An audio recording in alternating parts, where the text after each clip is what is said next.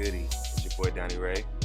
And Chris Stetzel. We back in this bitch for that after show episode.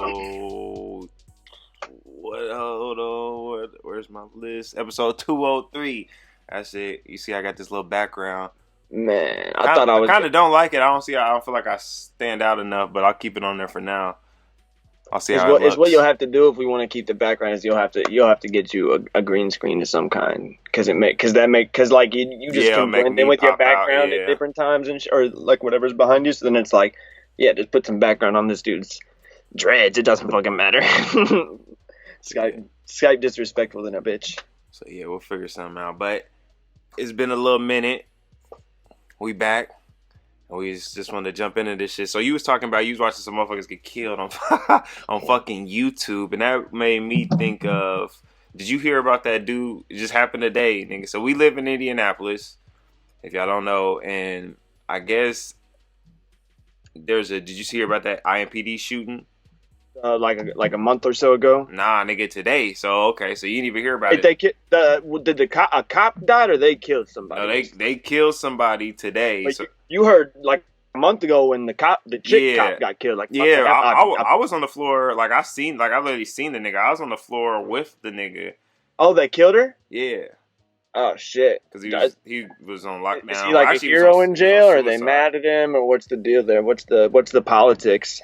Nah, he got fucked up a couple times, but man, that shit was sad as fuck though. Like of course, a couple days. Of course, it's sad, really, anytime somebody gets fucking killed. But like, man, just responding to a domestic abuse. But like, what the fuck happened today? So they killed somebody today. So today. Some nigga was running from the cops, bro. Of course. And I guess he was on Facebook Live, bro. There's a video on Facebook, bro. A nigga was on Facebook Live. First he was in the car. I just watched the shit. He was in the car running from the cops. So wait, was he on Facebook Live before the chase started, or he was like, "Oh, this is badass. Let me get on live." He was like, "I'm running from the cops." You gonna have to link me that live, bro. Fucking the video, he was just like. I don't know if he was on before or not, but he probably just was running from the cops and then started the live. But the live just shows him run, like it starts. He's running from the cops, like in a car, driving, running from the cops. And then he later he's physically like running from the cops. I guess he gets tased, and then like the camera goes like you can't really see shit. And then like I guess he gets shot. You hear him getting shot. I didn't look at the whole video. I kind of skimmed through. Did he actually get tased? I wonder, or if it was a taser didn't work. He got tased because that nigga dropped. That nigga definitely dropped. So then, I'm gonna need to see some video of this, and I mean, eventually we'll see the fucking body cam.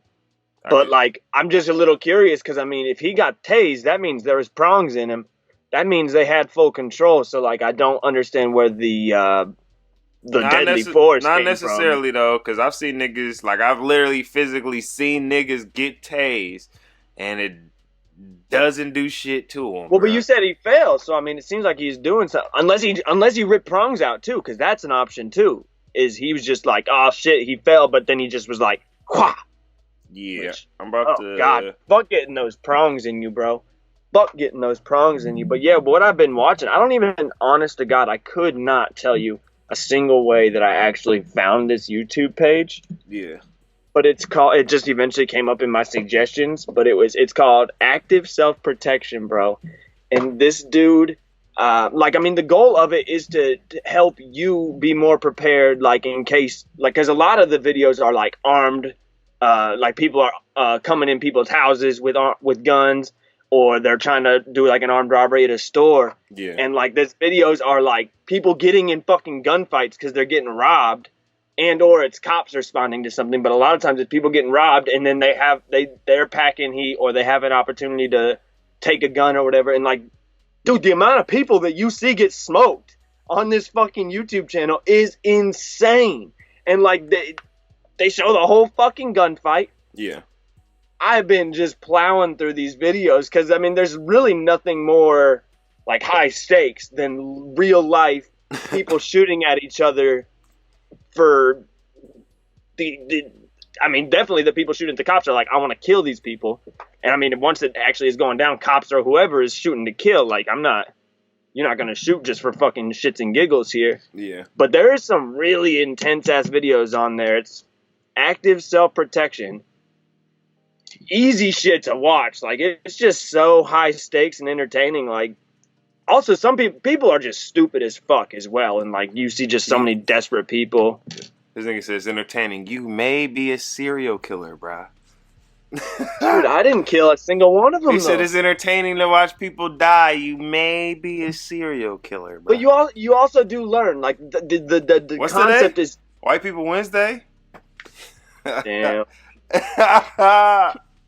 Hey man, it is what it is. But it also like teaches you like how to keep your head and how you should be thinking in case you ever find yourself in that situation, which is highly unlikely. And I also don't own a gun, so I'd probably be fucked regardless. But I don't need a gun. All I need is these. I was gonna say is like, I mean, the thing is like they show you in these videos like the moments where even if you weren't armed, that you would have your chance. And like the thing is like, I'm not gonna just like, if a dude's rolling up on me for my shit, I don't have enough shit to just be like, bet, here you go. Like, more than likely in the real situation I would just give him everything.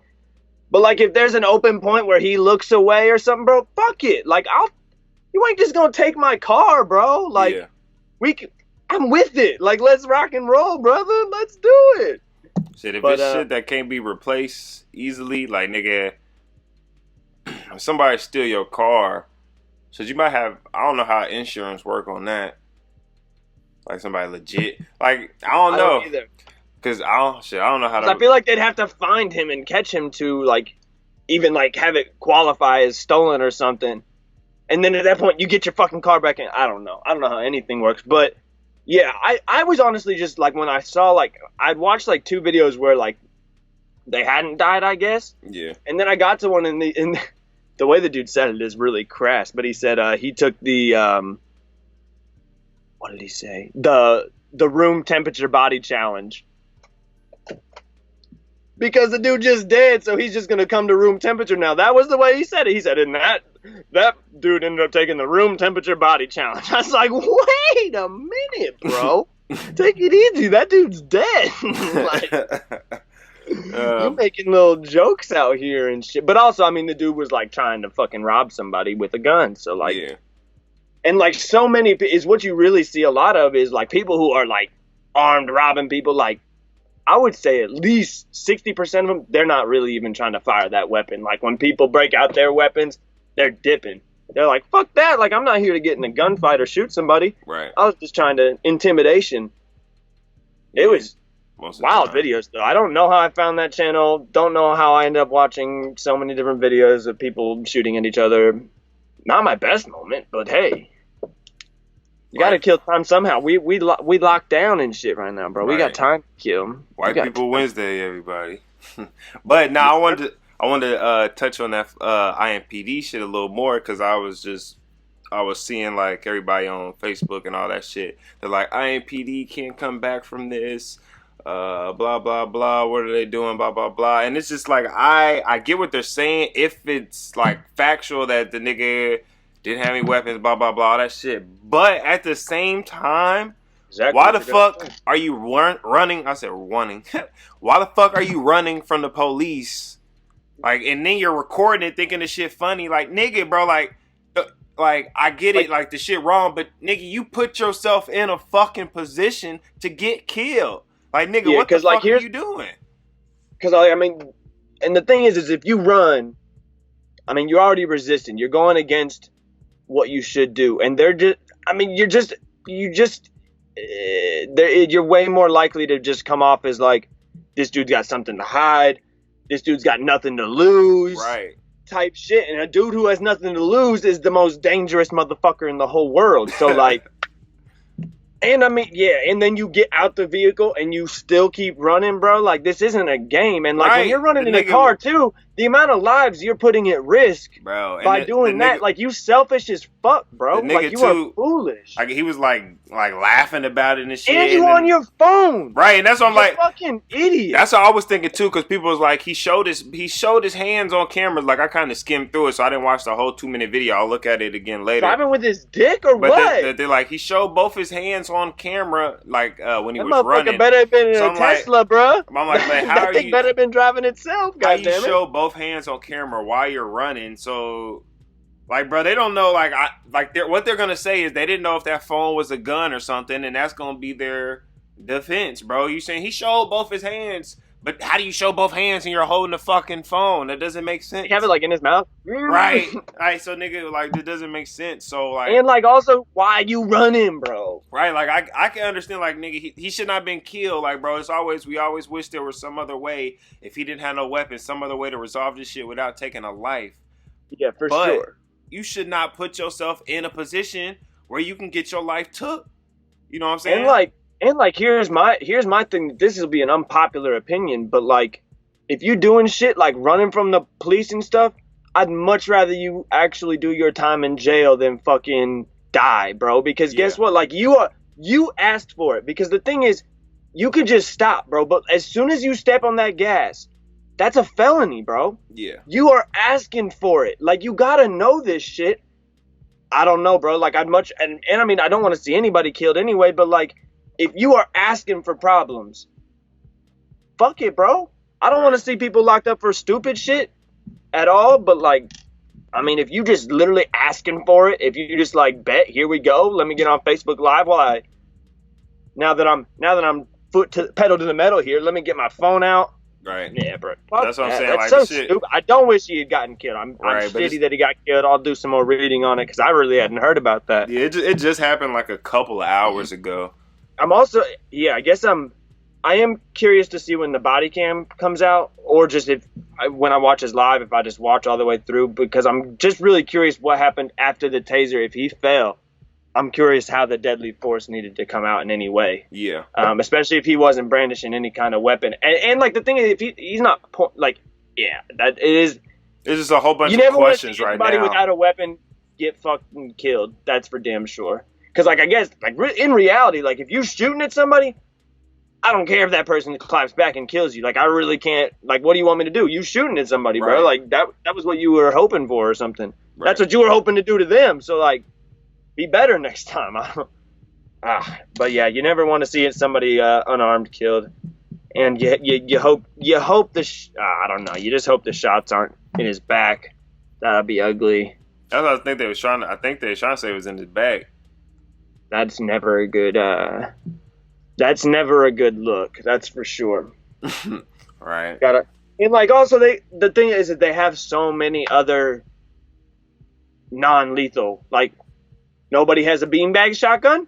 That'll put any grown man down, bro, if you hit him with that thing. Like, are you fucking kidding me, bro? Yeah, but that's non-lethal. They don't go non-lethal versus lethal. So if they thought he had a weapon of lethal... Yeah, I guess I'll just be really curious to hear more about this when it all comes out, because it's like, I just never understand where the miscommunication is. And really... The thing when an unarmed person ends up killed, because there's just got to have been miscommunication, you know? The use of force, like, it's not like use of force pyramid or use of force, whatever it is. Like, you're allowed, though, to use a step above the force that the other party is using. So the police is, if the police see you with a weapon, then they're allowed to use deadly force, even if it's not a deadly weapon, because any weapon can be considered deadly, I guess.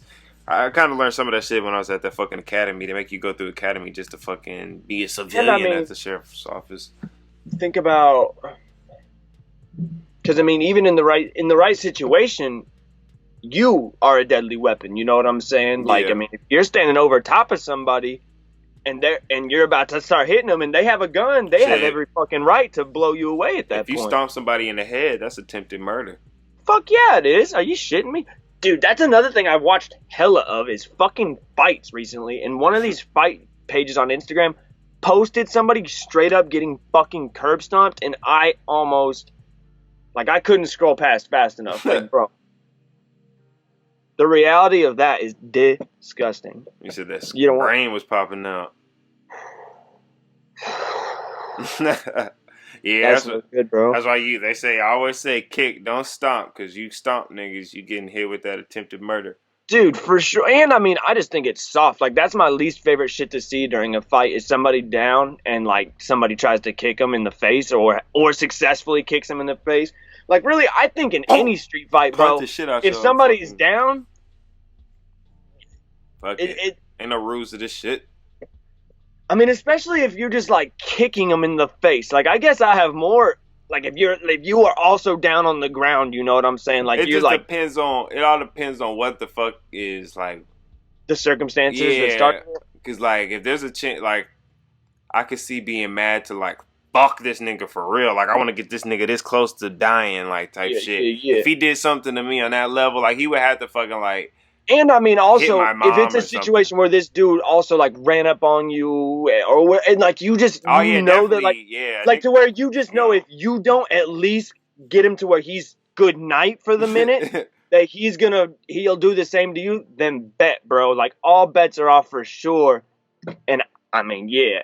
Shit, I'll see red in that situation. But just thank you that I haven't been. Rules to this shit. I'm finna fuck. I'm just glad nobody's ever. You know, I don't want to be tested. I don't want to get my ass beat. I don't want to have to. You know, I don't want to end up doing something crazy to somebody else. I don't want any of that. Yeah. That's all I'm trying to put out there, everybody. I don't want any smoke.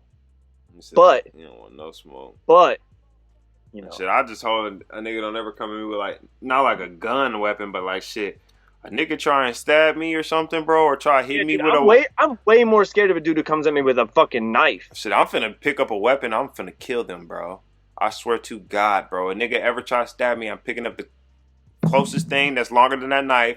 I'm finna fucking smack the shit out of them, and then I'm going to kill them with that fucking weapon, bro. Intense I would be so mad. You really just tried to fucking stab me, bro. I'm gonna pick up this chair and beat you to death with it. That was, dude, one of the most intense videos on that fucking active self-protection was this drunk dude who had gotten kicked out of a bar. Yeah. Drunk as fuck, like 60-something years old, but just like clearly blacked the fuck out and is just like talking shit, trying to swing on all these different dudes. So like these dudes are like holding his arms for the longest time, just being like, dude, you just need to walk away, like just leave.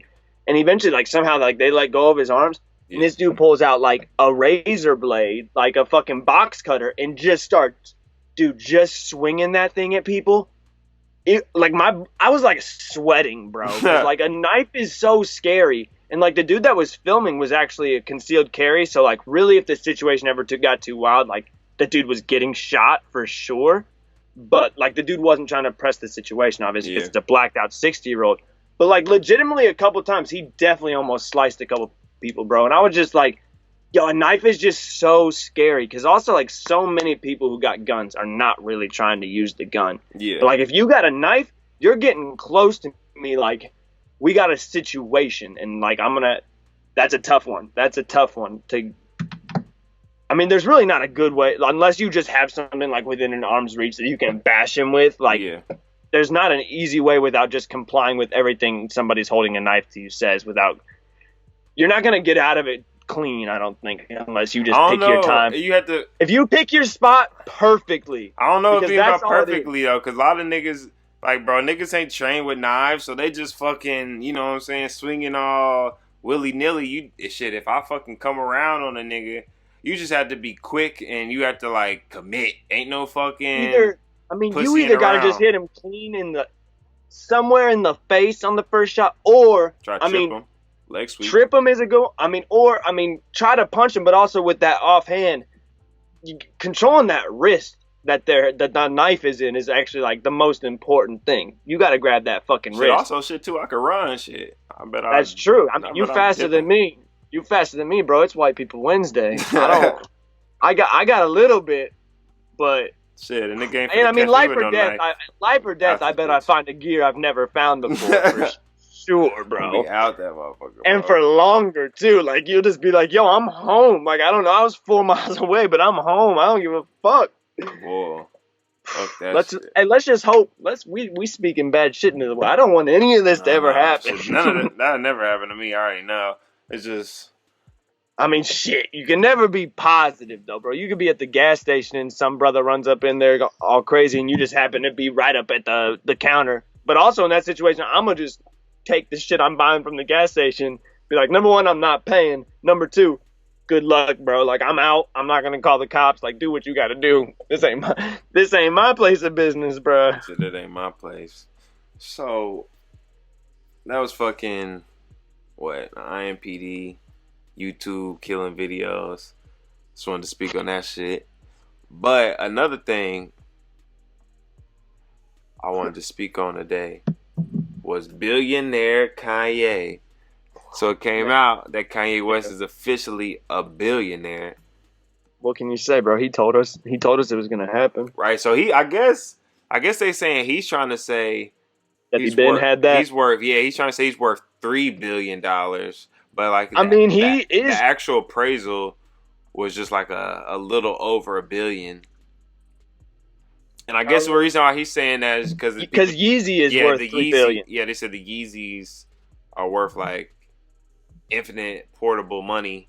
Well, it's like I think the company itself is worth $3.5 billion right now. Which I mean, that's fucking crazy, But like Kanye, you're not the only one who has control over. Yeah, they said Kanye West's agreement called for him to receive a royalty of 15% of Yeezy's revenue from Adidas. So they said he made over $140 million last year. I mean, like my jaw dropped because like 15% of that is a fucking truckload, like more than you could ever need. And then I mean, granted, honestly, I think it kind of pales in comparison at this point to the number. But then his discography is worth a pretty penny, obviously. Yeah, very pretty penny. He's still clearly. I'm getting checks cut on certain shit. Bread. Man, I mean, I'm happy for him.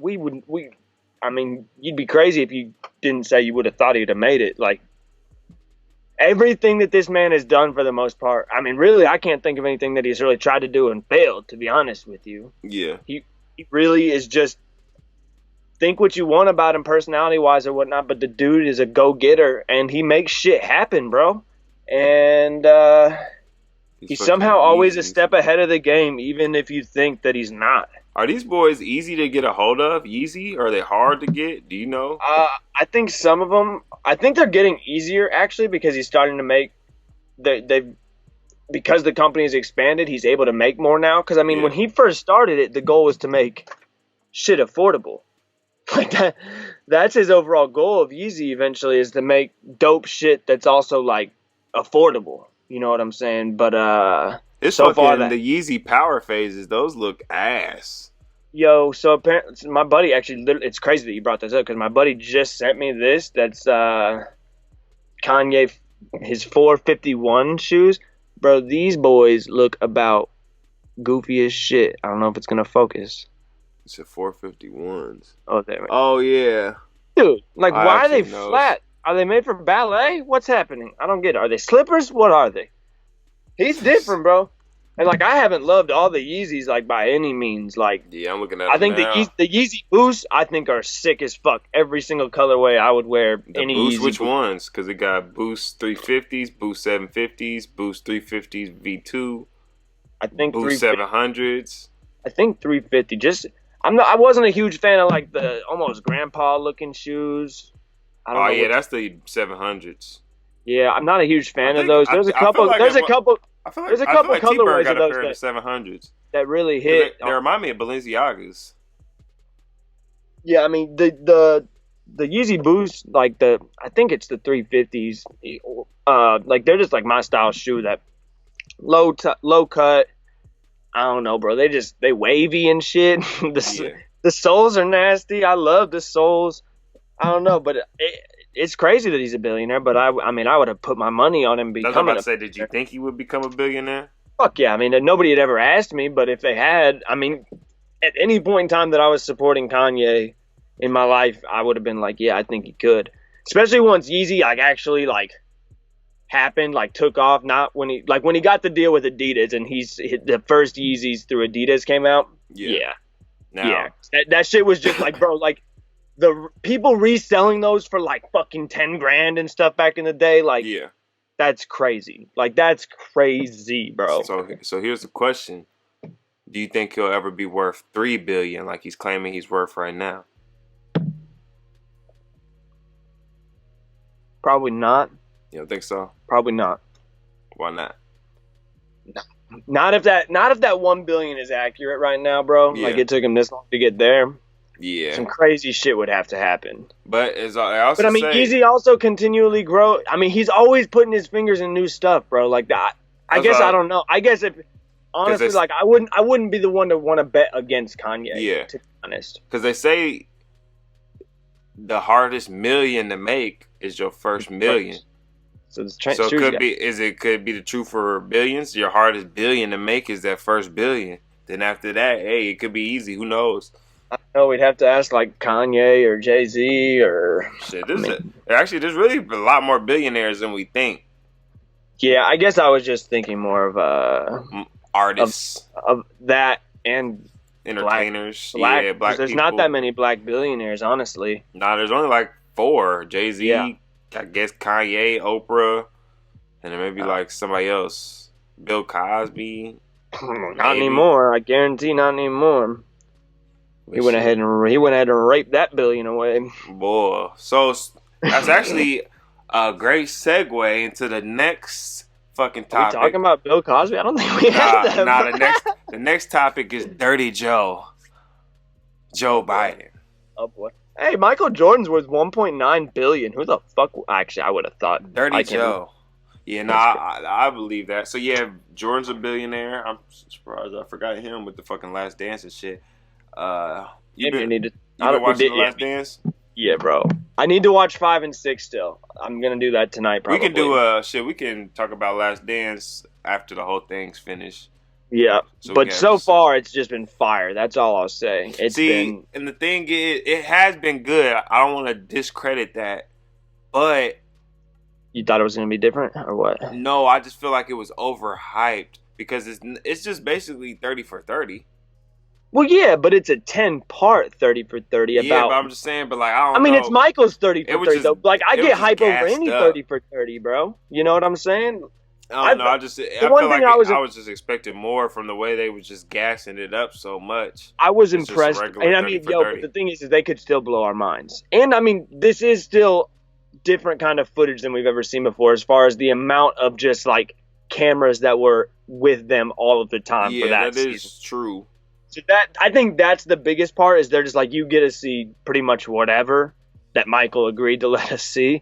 But I did find it really crazy that they were able to dedicate like a full hour to the Detroit versus Chicago in an interesting way because the Bad Boys 30 for 30 is already so fucking good. Yeah. That I was like, what else are they going to say? And I get that this is from Michael Jordan's point of view rather than the Bad Boys, but like, I feel like no matter how you talk about it, you're talking about both sides so much. And there was still some really fucking interesting stuff in there. And it's also just crazy.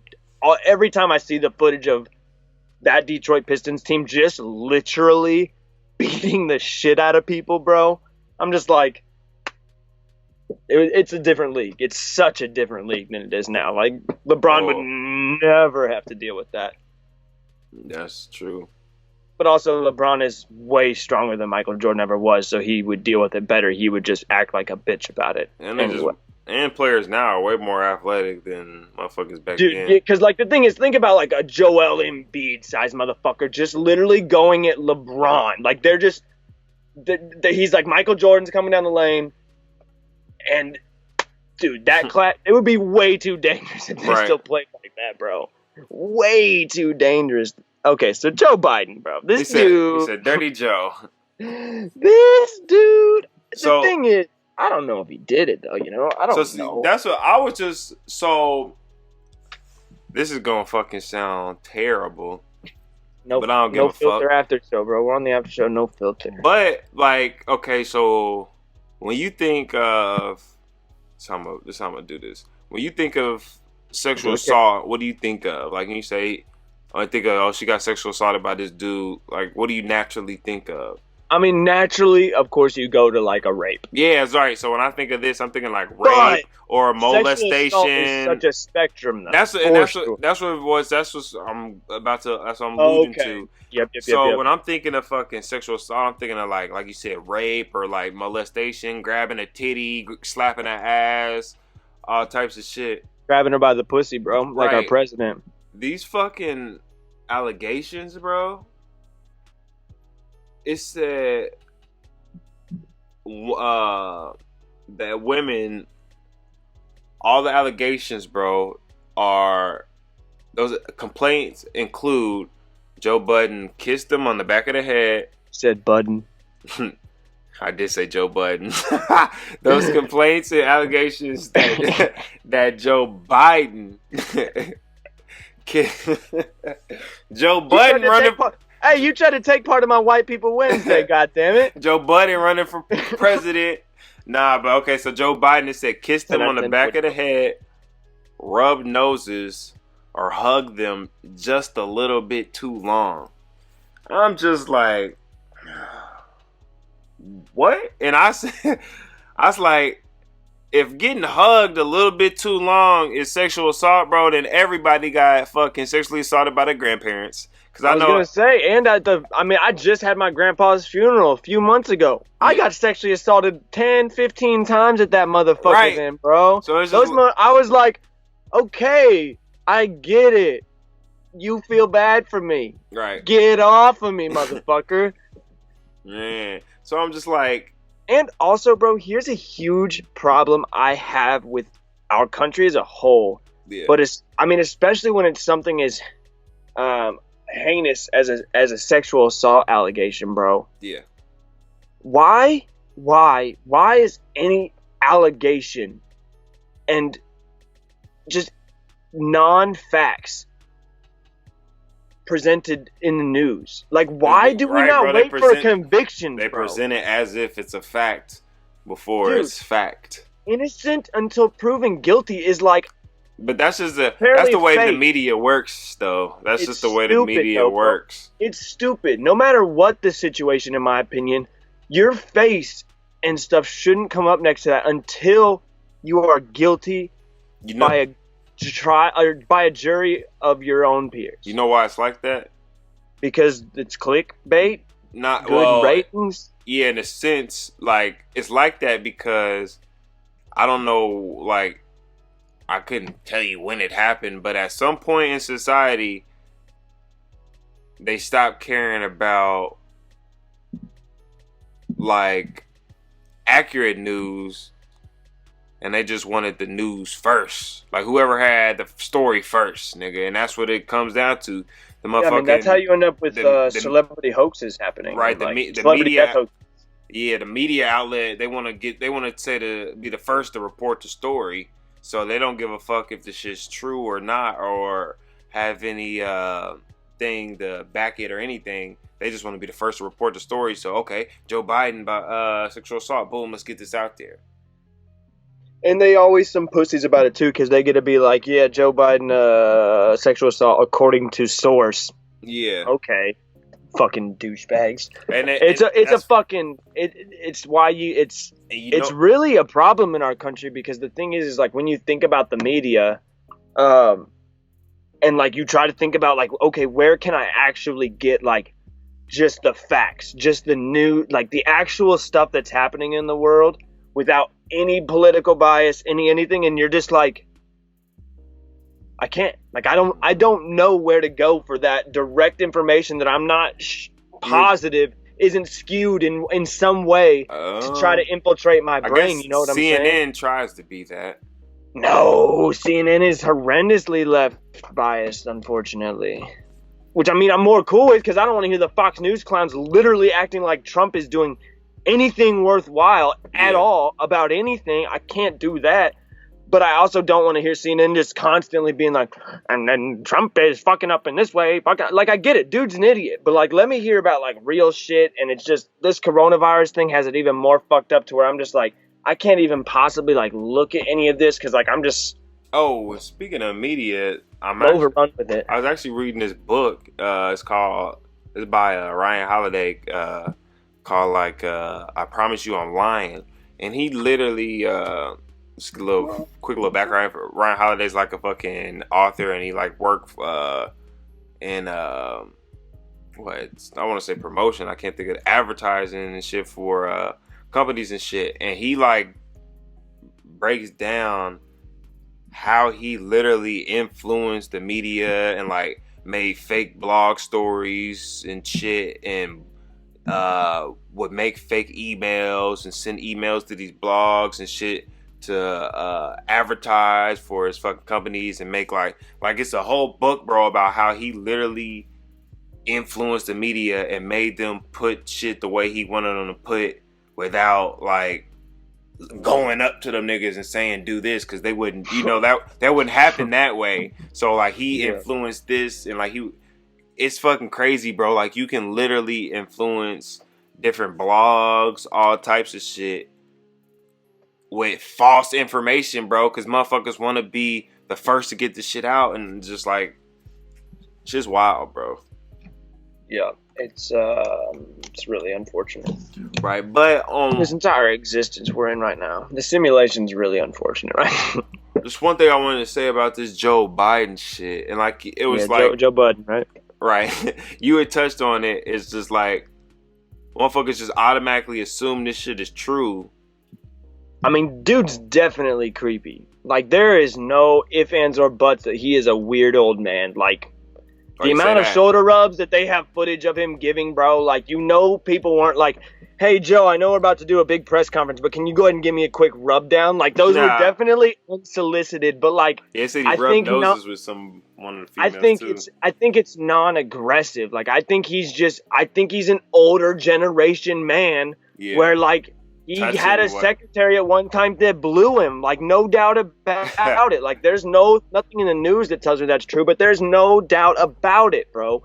Like, it's just, he doesn't mean anything by it. It's not like he's fucking rubbing his cock on their skirt or anything like that. Like, it's just like, I get it too. Like, he's just like, the way you said it, he's just from a different generation. That's like perfect. Like, it was it was more acceptable, and maybe it wasn't acceptable, but it was presented as like society seen it as more acceptable for dudes to touch females and stuff like that. So maybe the females might have not been comfortable with it, but it was seen as more acceptable back in the day. Yeah, I mean, the dude's like 80 years old almost. Like women didn't have the same rights when he was a fucking 20-year-old dude, 30-year-old. They just fucking didn't. And they say bad habits die hard.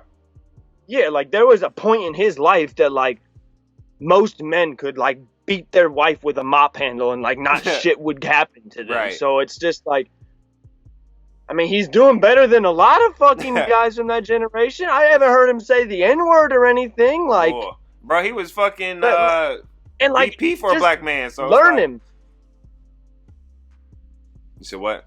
I feel like we're so quick to jump to wanting to like ruin somebody's fucking life, rather than educating somebody about like, hey, Joe, which I mean, now he's just getting a public education nonstop. It's just like, Joe, people get uncomfortable when you put your hands on them when they don't ask you to. Like, if I just one day when we can finally record a podcast together again, if I just in the middle just leaned over and started rubbing your shoulders, you're gonna have questions to ask, bro. You're gonna be like, hey, yo, what the fuck are you doing right now, my guy? Right. And he's just like, yeah, let me get that knot out for you. She's like, yo, why? What? Are you a licensed therapist of masseuseness? Like, I don't know, bro. He's definitely weird. I can't flex on him, but shit. Fucking Marion County opened back up on the 15th. Shit, Florida done already opened back up. That's a different world down there. Are you gonna be right back to just normal shit? Like, are you gonna like hit a bar when we open back up, or what's your shit? I mean, you kind of I don't even. I was about to say, I don't really, I don't even really be out like that anyway. But the thing is, there's this little dive bar near Adam's house that me and a couple boys, we like to go there, play pool, just pretty cheap fucking drinks. It's a really good time, and I've been missing that for sure. but it's also like not like a busy bar. It's not like I'm gonna go out and fucking grind up on some whores at at the club. I'm not trying to go to the club. Get shit grind up on some whores. Hey, yo, did you finish, Dave? Nah, I still haven't watched that last episode.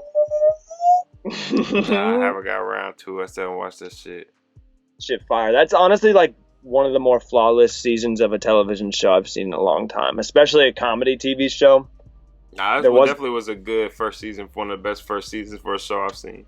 Yeah, especially a first season, because so many shows in the first season, it's wacky, and they have to figure it out in like the second season. But this one, you're like, it's definitely getting picked up. They haven't even announced it, but there's no way it doesn't get a second season. And he was smart too to go with FX.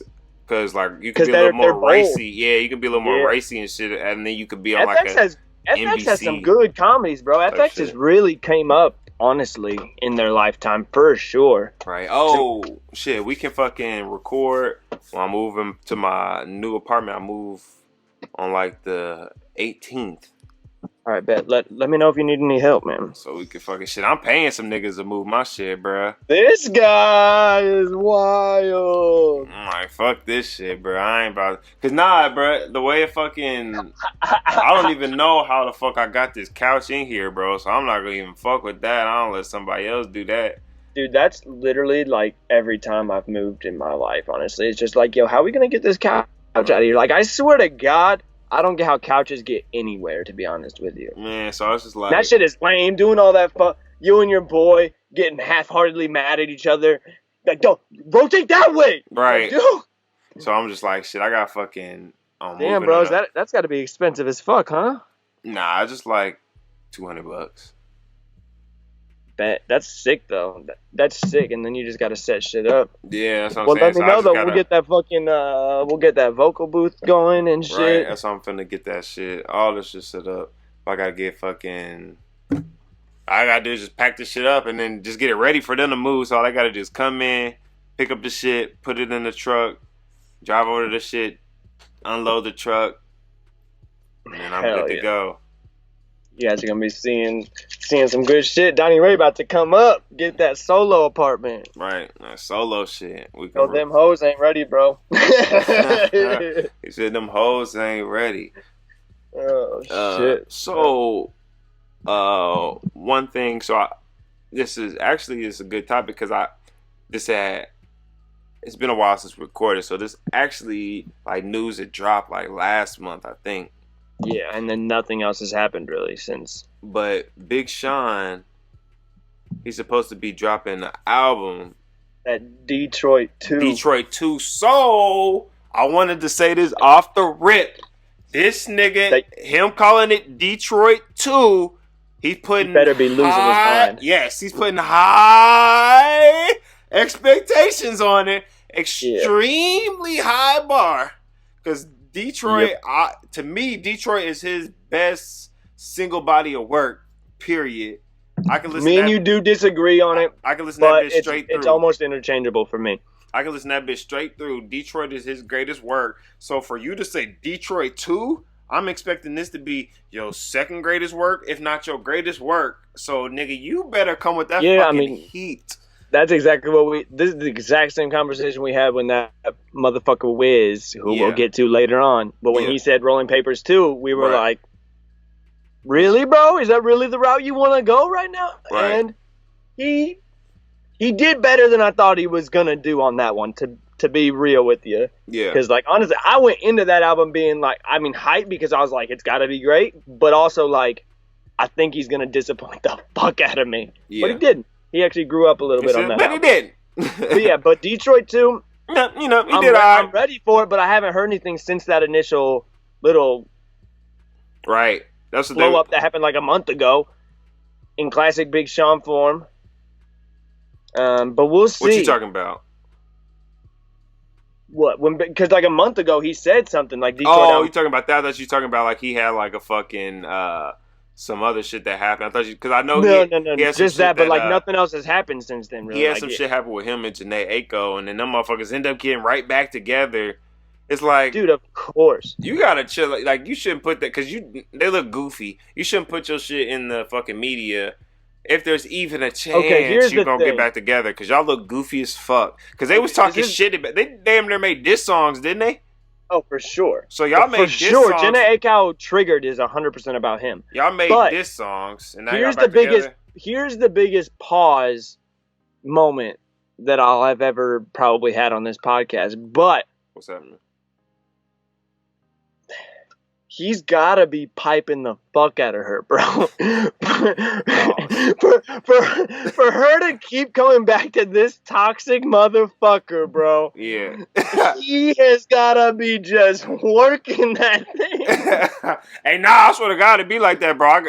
It'd be like that, bro. Also, she's so sexy. It'd be like that. I know a chick that was on my motherfucking dick, nigga. You could have anybody that she wanted for the most part, bro. Yeah. And she chooses to keep going back, and it's been her entire. Didn't she fuck with somebody else? She been with somebody else since Big Sean, hadn't she? Little bit. She was with somebody. I mean, they both have. That's been part of the issue. I forget who it was though. Who fuck was she with? I don't even remember. But she was with some. I remember her and Big Sean. Travis Scott. Everybody be fucking Travis Scott. That nigga look like a goddamn beetle, a dung beetle, bro. like, bro. He What the just fuck? smanging. That nigga's ugly as shit. Like, God. Did you listen to that Travis Scott Kid Cudi song? The Delinquents? Nah, that's the. That's just Kid Cudi, which that song is cool too. But it's called The Scots. It's like the introduction to their group of the Scots.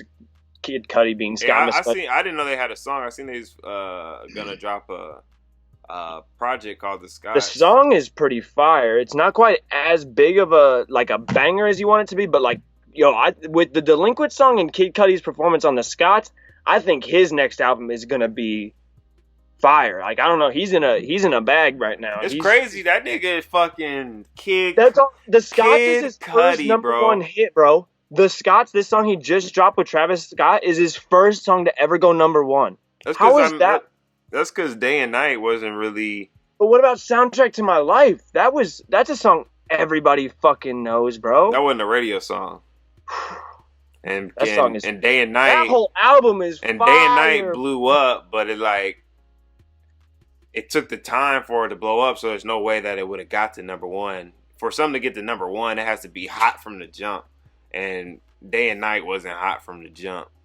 Which is crazy because, I mean, bro, Man on the Moon itself as an album is just unbelievable, but that's a different conversation. But really, yeah. Man on the Moon 2 was like really one of his last projects that I liked. And then that's what I was saying. Like, it's crazy. Kid Cudi has been on a fucking journey, bro. Like, that motherfucker went from fucking making great music to making, like, being a fucking cokehead, going to rehab, not smoking weed, going back to smoking weed, music getting a little better. Now he's back to making good music. It's just like, that nigga's been on a fucking journey, bro. He had some really like retro Cudi feels on some songs on Kids See Ghosts with Kanye too. I still don't think I've listened to that motherfucker. That's crazy. There's a few like songs on there, bro. It's so weird. It's hard for me, and bro. that's one of those 7-song boys. That's one of those quick boys. It's hard for me to fucking, like, for new shit, I like to listen to the whole project. So it's hard for me to fucking find time, fuking. That one's like 30 minutes, just so you listen can to projects and like actually like listen to it for sure. Yeah, no, because I also know you be doing all your own your music stuff as well. So plus working all the time. So all the time. But yeah. So yeah, I mean, Big Sean, fucking do it, bro. If you're gonna call it Detroit 2, make it Detroit 2, then, bro. Make it.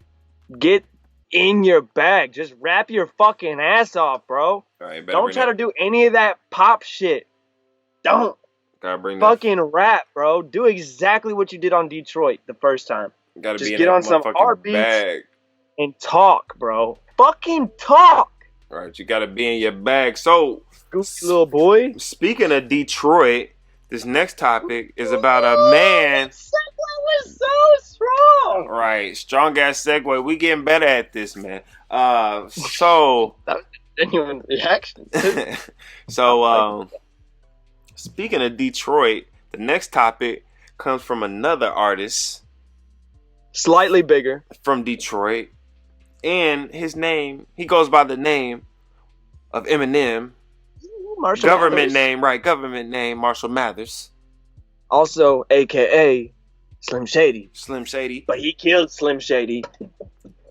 But this leads to the question, and what really made me even come up with this topic, this question, is I saw like it was not, I don't think it was like a meme, but like one of those picture things that they do on fucking, Twitter all the time. Yeah. And it was like of goats, and it had like had Jay-Z, Biggie, I think Tupac, and then I'm pretty sure it was Eminem. I know it's Eminem. I'm pretty sure it was Biggie. I'm pretty sure it was Tupac. I think those other two besides Jay-Z. I know Jay-Z was on there. I know Eminem was on there. I'm pretty sure it's Biggie and Tupac. But there's I mean, that's like a Mount Rushmore almost. No, but the thing was, it was like one of these goats have to go. Which one do you choose? I'll answer right away. There's no question for me which one of those goes. Tupac goes for me. If I have to choose one of those four, I enjoy the fuck out of Tupac's music. But of those four, if I had to never listen again, Pac, 1,000%, no problem. I could probably, and that's crazy because that goes against really like the point that I'm making right now. But I would probably pick,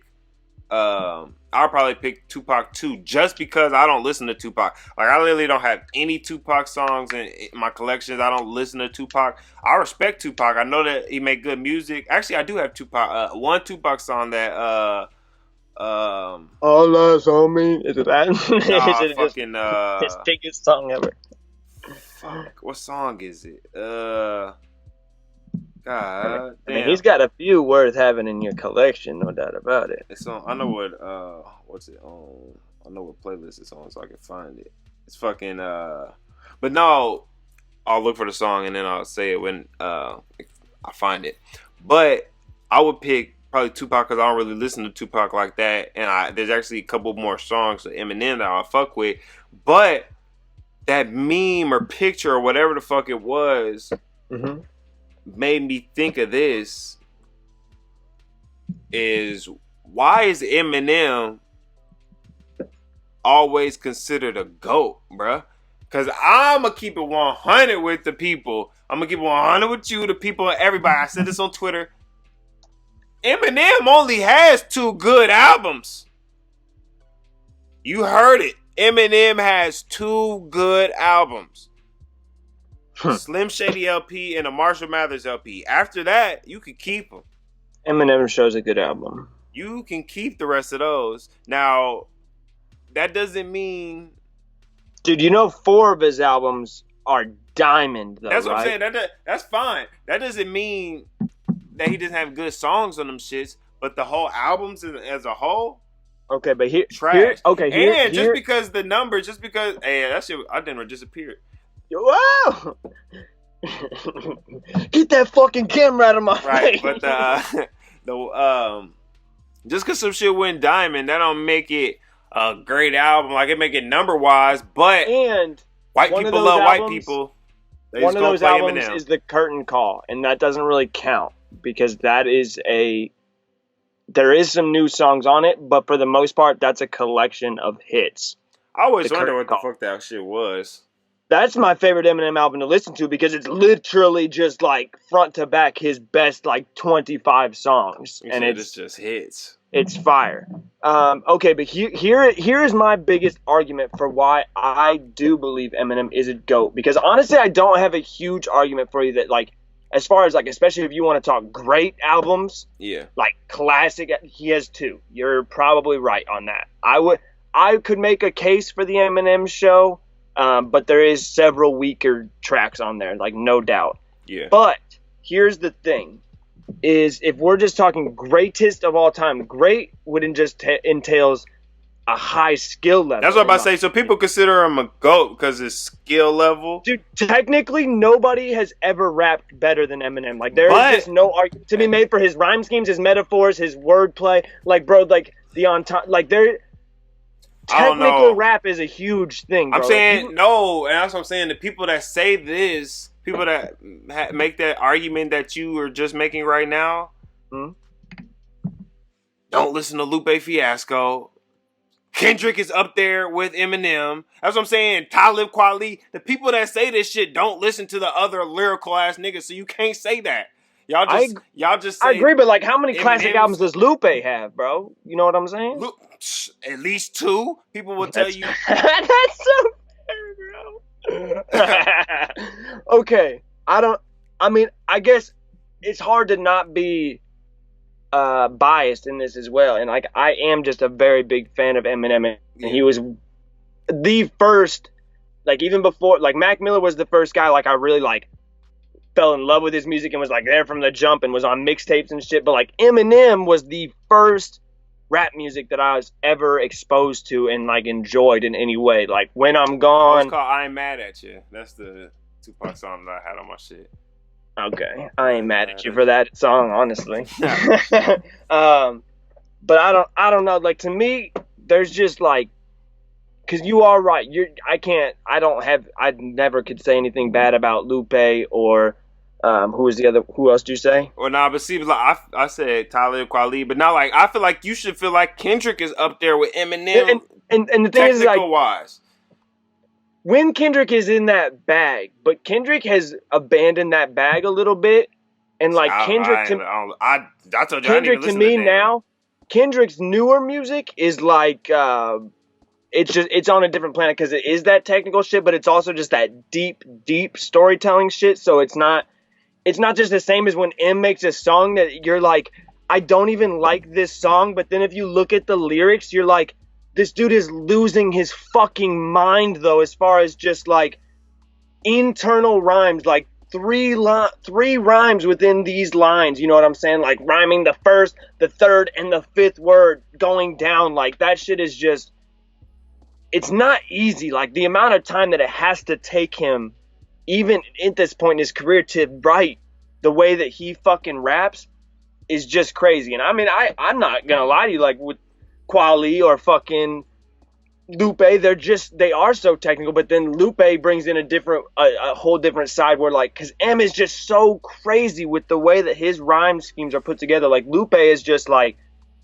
dense as well. Like, he is lyrically proficient, but he's also like hiding hella metaphors and shit. Not that M doesn't, but like, Lupe's shit, you damn near need to read lyrics when you're listening to Lupe half the time, because you're like, otherwise this shit just blows right by you, because you can't keep up with the picture that he's putting together.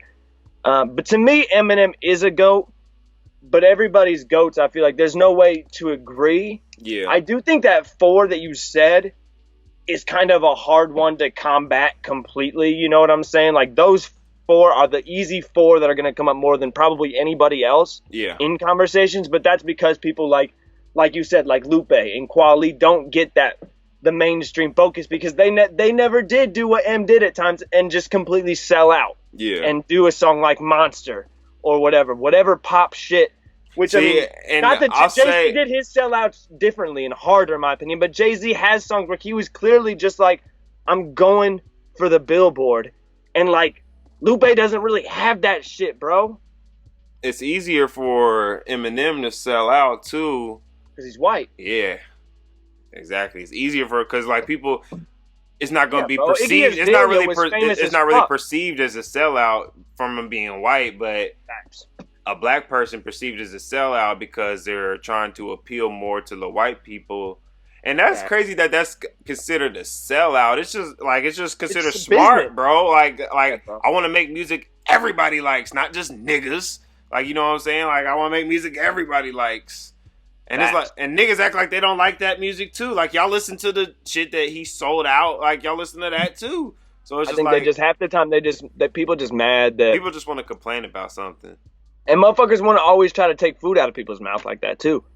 Oh, he ain't shit, bro. He got Justin Bieber on a song. Oh, you mean the dude that gets guaranteed 100 million views because he's on a song? Bet. Right. Whoever got Justin Bieber on this song must be smart as fuck. Like, I don't know what you want me to fucking say. Right. Yeah, so I mean, so to you, Eminem, Eminem wouldn't be on your list of GOATs? Would you just trim that No, list? it's not, and that's not even the point that I'm making. Like, he's definitely a GOAT, but it's just like it's crazy to me How that many people get overlooked? Is that like your biggest thing? it's just crazy to me that he's always considered a GOAT. Like, okay, Biggie got catalog to me like cold albums. Like every album of Biggie was cold, and like I don't listen to Tupac, but people love every one of Tupac's album. I fuck with Jay-Z. I don't. There's like those Hey, fucking we've done the Biggie Tupac those conversation volumes, before. those volume Okay. 1, 2, and 3 shits. I could probably do without, but all the other albums are pretty good. So it's See, just the like thing to is, me, it's just so crazy that just like Eminem is just always considered a GOAT. the It's just like thing that there's nobody else that's ever fucking like thing that you and interchanged I in there. land on though, that is the exact same is that Jay-Z and Biggie, non-negotiable. Yeah. Not even remotely negotiable to be on. Like, At yo, all. you listen to hip-hop music, bro? They're on your GOAT list, or honestly, go ahead and take a hike. Right. Like, 'cause Oh, that's what's crazy. This actually I wanted to bring up something else too. I was because what made me think of this is Jay-Z, and I was gonna say one of the reasons Jay-Z is a GOAT is because he don't fucking write his shit. But it's not only the fact that he don't write his shit, is that he doesn't write his shit, and his shit is still fucking insane. yeah, like Because the fact that he has entendres in there right, and is and like he goes burying in. rhymes on rhymes. And a lot of people that they don't write they shit, they'll go in and record 1 bar for bar, or 2 bars, or 4 That's not bars, Jay. or whatever. He goes in and records a whole 16 bars off of memory. That's fucking ridiculous. I've tried to fucking like back in the day do shit like that, and it's hard, bro. Like, for And I mean, the thing is, to write a freestyle- verse and then remember that shit like all right there, and like you're still working on like finishing the verse, or you're like actively like thinking, yeah, like there. and it's hard There's to time, put shit into memory bank when you're actively thinking about it, like not studying it, but you're like trying to figure out what you want to say. dude. Like there's, I know you've seen him a bunch of times, but like the clips of him recording the Black Album in the studio, bro. Yeah, It's just unbelievable because like even if he doesn't have the full verse, like I think it was 99 Problems, you hear him recording part of a verse where he's literally at one point just like and feel bad for you, son. Like just, like he doesn't even have it all, but like he knows parts and he's like, I'll fill that in with something. And like a lot of people do that though when they're making, not saying like taking away Just from 'cause Jay, they're feeling the but flow like out yeah, of like that, yeah, like, it's called they're getting the cadence or like they want, and then But like like a lot of people just do that when watching they're the making way hooks, he works, get the melody, and and then hearing the dude from the Beastie Boys in the studio at that time, just literally talking to why am I you talking spacing? about Rick Rubin? Rick Rubin, yeah. And he's talking to this other big white dude with a beard, and he's like, "Isn't it fucking crazy the way that he doesn't write? He's like, he's just it just comes. It's what he has. He's written it, Yeah, but it's here, and then it's just here. Like, bro, it's and right. Yeah, nah, Jay-Z is like a next level, and like honestly, like you said, the volumes 1, 2, and 3, like could take him, could leave him. Like there's some songs on them, Right. But the thing is like to have, I don't even know how many albums this man has. It's a lot. The He's got like consistency, at least 10. the consistency level, I think bro. he's got And like then 13 or 14 albums. I think it's 14. I think 444 might have been his 14th. And like to have his 14th album, bro, be, which I don't think we haven't done. We should definitely have done that on this channel at some point. But to have 444, bro, be like a good album, Yeah. borderline a great album at that point in his career is just so incredible. To still be in tune, I don't know, man. He's just something special. He is something special. Right. But Those no, men out in New York are different, bro. Those Man. men out in New York are different. but what that question it made me think of, because Jay-Z's not writing, and I saw something today, Young Thug, so that Chris Brown and Young Thug shit dropped. Did you listen to that? Some of it. I Not all of it. only listen to like first 4 songs. I listened to it like when I was driving home, and I ended up having to like call Capital One and shit. But I seen Young Thug, he tweeted, he's like, and I recorded all those verses in one day on God. And I seen people was in the comments. I like to look at the comments and shit, or the replies, whatever, on Twitter. Yeah. And motherfuckers like, oh, that's why you the GOAT, blah blah blah, you the GOAT. I'm like, does Watch your motherfucking mouth. Does not writing verses make you a GOAT? Does that really? I don't feel like that makes you a GOAT. This shit fucking froze up like a motherfucker. You there, bro? Ah, all my internet. Alright, so we had some fucking technical difficulties. Fucking weak ass fucking internet over here. Swear to God, can't wait till you Xfinity. Right, fuck Xfinity. Can't wait till I fucking move. I'm gonna keep Xfinity though. It's just, I feel like it didn't start happening, bro, until, do you remember that one time, bro? I said like I was like at home, bro, and they was working on somebody else's shit, and it fucked up my shit, and then I called the shit while they're still here, and they're telling me they can't come back till tomorrow. I'm like, but you niggas is just left. And it didn't start happening. Come back up. You fucked my shit up. Shit didn't start happening till that happened. So they fucked my shit up then. And they lame as fuck though, bro. They feel like they don't have to actually come fix shit. This shit been fucked up ever since. So, but now, right, we was talking about fucking Jay-Z, being a GOAT, not writing, and then people said that Young Thug. Yeah, people were saying that Young Thug was a GOAT because he didn't write. He's like, on God, I wrote all those Slime and B verses in a day, or I recorded all those verses in a day. And he doesn't write either, so that means he wrote all those verses in a day. Yeah, we can tell he doesn't write though. That's between him and Jay-Z, bro. That's exactly about this day. So I'm like, and people are like, "You're the GOAT." I'm like, does really not writing your raps make you a GOAT? Or being able to? You gotta write incredible raps. Being able to record 12 songs in a day, does that really make you a GOAT? Like, I guess. Like Lil Wayne clowns that takes Young Thug on that front because Lil Wayne doesn't write his shit either. So like, right. So I mean, and he's spitting bars way harder than Young Thug ever will. I will say it's gonna be hard to record. Actually, I just feel like it's hard for me because I have to actually punch myself in and shit. But if all you got to do is walk into a fucking booth, have your engineer play the shit in your headphones, and you just rap, it's not that hard, bro. It's hard for me and niggas like me and my other niggas making music for ourselves. It might be hard for us to make 12 songs in a day because we have to record the shit ourselves, start, stop, shit like that. We don't have no engineers. We are all engineers. Yeah. But for a nigga that's on, bro, it shouldn't really be that hard for you to record 12 verses in a day. You can teach me how to engineer for you, bro. I'll be your engineer. I don't give a fuck. Man, that shit's difficult. I mean, shit. You I bet it is. Had to commit time. It's all in the mixing. I'd have to get an internship. The fucking mixing. I'll be your intern, bro. Mixing shit. That's the hardest part. Shit, I'm still not even good at mixing. I'm decent, but shit take a lot.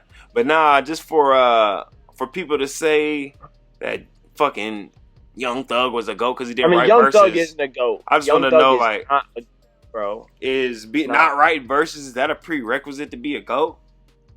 Nah, I mean, I think if you write hard ass verses when you do it, like I think I respect the fuck out of Lil Wayne for not writing them. Jay-Z is on a different planet. Yeah. But like just because you don't write doesn't mean you're hard, bro. Like he's just half the time his whole thing is his aesthetic, not his bars. So it's not like he's remembering anything super like what's the most fucking next level thing Young Thug's ever said? And I made it squid all over. Like I don't know. Right. Bro. He didn't really say nothing. He didn't say anything. Like his is his delivery. Yeah, so like it's not that impressive that you're not writing shit, bro. Like right, it's more about how he says shit. Your voice is your instrument. Like how you deliver it, and the fucking banging beat behind you is how you're hot. Like, period. He is a cool artist. He makes some cool tracks, but don't put that ghost shit. How do you really feel about Young Thug? Do you like Young Thug?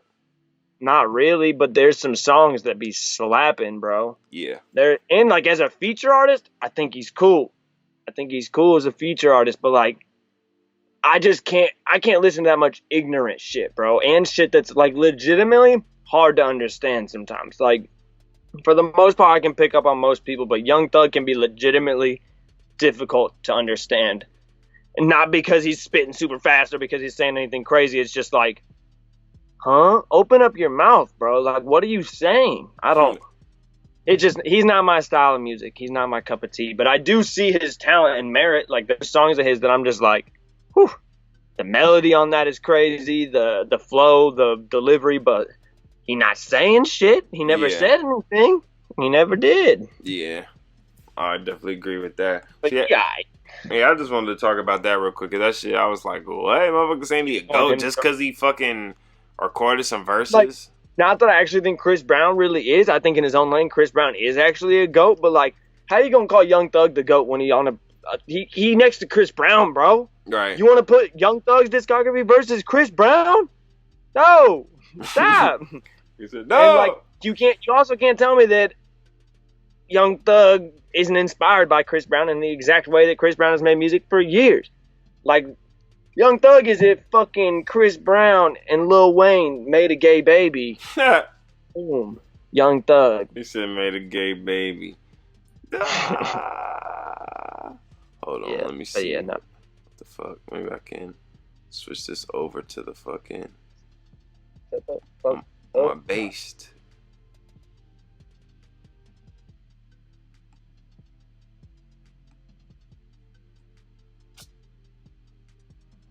Okay, there it goes. I switched over fucking from my hotspot. Ooh. Oh, went to the real interweb again. Right. This shit fucking crazy. I had to do that corny shit. This shit flucked. Right, flucked. But so it's the after show, and on our after show, we like to talk music. So we're gonna talk talk about two projects this week. One a little more in depth than the other, but the first one that we wanted to speak about, because we were supposed to record last week or whenever the shit dropped, 420. Wiz, the Saga of Wiz, as a mixtape that Wiz Khalifa dropped. Obviously, he dropped it on 420, like I just said. 7 songs. Project was cool. Like, just a brief little overview of it. I didn't really see too much replay value in the songs. You know what I'm saying? They was cool songs. I mean, like, it was good. Like, I don't know. There's a couple I see the replay in. Like, I like Still Wiz. Still Wiz is probably my favorite song on there, honestly. Just because, like, he really just, like, owned all of the shit that I've said about him for years, honestly, of just, like, this dude raps about the same shit over and over, but, like, he made a hard-ass song about, like, I'm still Wiz, bro. Like, I still just smoke hella fucking weed. And see, that's funny. I feel like he wasn't really saying shit on that song. I don't know. I like the chorus a lot. I think the Out in Space song with Quavo was cool, and I actually thought the song with Tyga was pretty cool. Yeah. The song with Tyga was pretty fucking hard. Your man's there. Yeah, so I guess we'll do a quick little song breakdown for so the first song on that motherfucker was called Why You Mad. I feel like Ty Dolla $ign did his little thing on the hook, you know. Meg Thee Stallion out-raps Wiz, though, like, ×4, in my opinion. Yeah. Wiz didn't say a fucking thing in that opening verse. Like, honestly, I listened to that song and I was like, oh boy. Yeah, I do remember he sounded mad corny. He sounded mad corny in that first verse. And then literally Meg came on and just like, because the beat was really nice to that song. And like Megan can rap a little bit. She hot. She can rap though. Right. It's funny that you said you didn't like that first verse because I actually made a note of it. And while I was listening to it, I was like, I actually didn't think that verse was that bad. I thought he was there kind of spitting a little bit. Fair enough. I've only listened to it like 1.5 times. Yeah. So, but yeah, no, I thought Megan outdid him on there though. Still, see, I don't know. I'm just so biased against female rappers. You gotta really bring some fucking shit for me to fuck with you. I feel that. She just be talking. She be talking about her pussy, her ass, and sucking dick and shit. Yeah, but I mean, she could shake her ass on my face if she wanted. I don't give a fuck. See, Megan Thee Stallion, she not only look that good to me. Like, she looked like a fucking Nicki Minaj knockoff to me. Yeah, she looked like a natural Nicki Minaj. Yeah, okay. So the second song is called Out in Space, and not really much to say about this song. I feel like the beat fit the song. It had like a spacey, vibey feel. I mean, the song wasn't nothing special. Quavo was cool on the hook. Wiz had a couple nice little flows. Didn't say anything crazy, but that song, I don't know. That song worked for me. It all kind of came together a little bit. It was nothing special, but Yeah. not bad.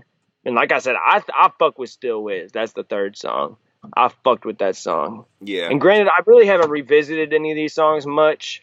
Like, yeah, none of them actually went to my listened playlist. to that like, shit the 3 times, and then I haven't touched it since. I liked them on my Spotify, so they're added to my liked playlist, but there's like 9,000 songs in there. So it's like, I don't really ever listen to that. I just put it there to like kind of bookmark shit to go back through. It's funny, I'd be having to go, I'd be listening to my liked playlist, and then I'll like unlike songs.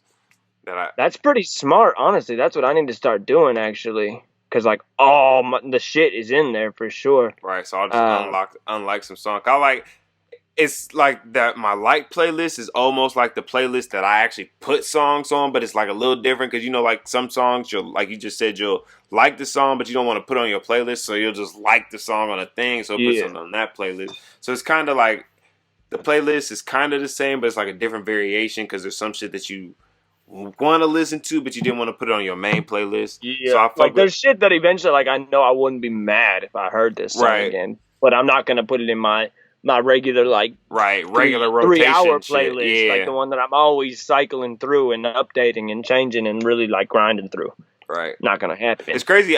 So your main playlist, you be taking songs off of that bitch. I'll never take songs off. Not too often, because honestly, is what happened is I restarted my playlist. Like I had one for the longest time that I played that bitch too. like Chipotle. Yeah. But I just restarted mine like right before I went to Cali. Yeah. Last year, and I've just been building onto that. Yeah, I restarted mine probably like 4 hours or something, I think, maybe. Oh, no, I'm just kidding. 11 hours. I'm crazy. Yeah, I restarted mine probably like 2 or 3 years ago, but then it was the same for Grit. Probably like 5 to 8 years. It's probably about the same. Yeah, like the one I had was like 35 hours, the one I used to put Chipotle, and I was like, and there's just so, like, there's great music all throughout, but there's so much stuff that you're just like, this is so old. Like, this is so dated. I can't play this shit on the reg. Like, and there's still a lot of really old shit I play. Like, I love mostly older music still. Yeah. But like my artists have adapted. I'm not trying to turn up as hard as I was at Chipotle. Like, I don't need all that, like,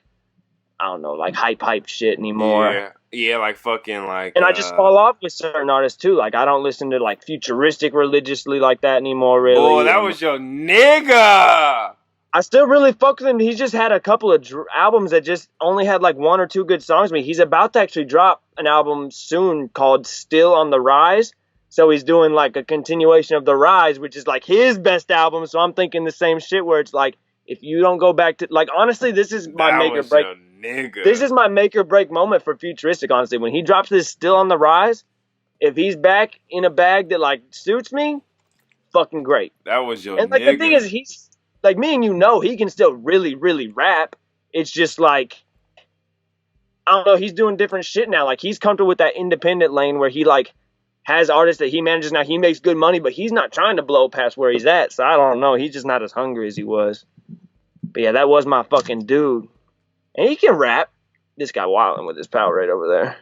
You seen that shit? So what's so next we got shit, I lost that album. Bammer. So the next song is called Bammer, and I feel like Wiz was riding the beat on this motherfucker. Damn near fuck with the flow.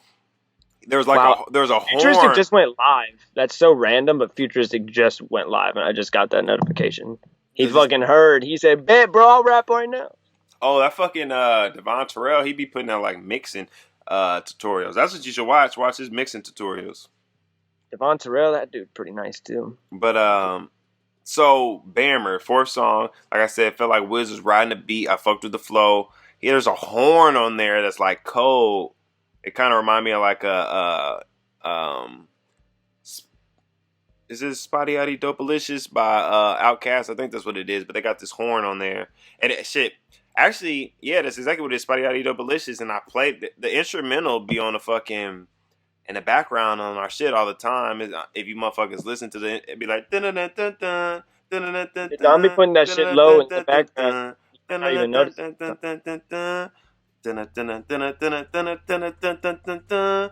dun, dun, dun, dun, dun, dun, dun. And that's all a horn like that. They was kidding it, but so yeah, the hook was catchy, and it was like a single.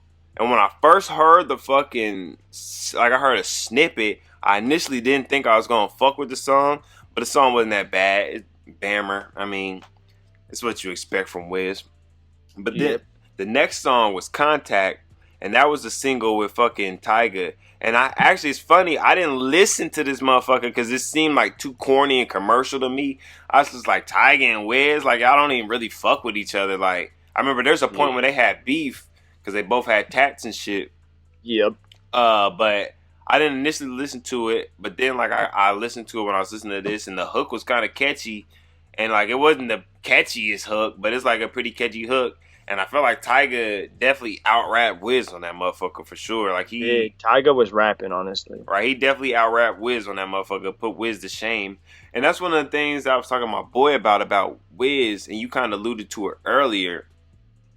But it's just like, he always like pretty much say like the same type of thing, and it's just like, there's only so many ways you can say the same thing. Like, fucking Currency raps about weed, but like he says a lot more than fucking Wiz says. Like, Wiz doesn't really say too much. And Currency's, I don't know, like Currency's style is just so different than Wiz, and just like the way, I mean, Currency's flows are like, Currency should be up there in like some of the best flow conversation in my opinion, but people sleep on Currency like it's their fucking job. Yeah.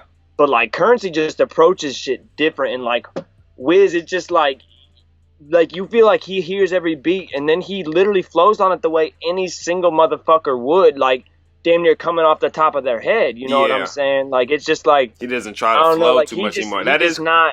He's just not hungry like that anymore. And it's really fucking crazy that we say this, because I swear to God, I feel like I might have said this on this before. I said this on some type of podcast or something. Cushion Orange Juice Wiz, like that flow is unmatched to me, bro. Like that shit literally, like, bro, like when I first started fucking rapping and shit, bro, like I was studying that Wiz and shit, like, bro, like I swear to God, like that flow is like, there's nothing like it, bro. Like, that shit is so unique and shit, and it's just like, and now, like you said, it's just like he raps just like like,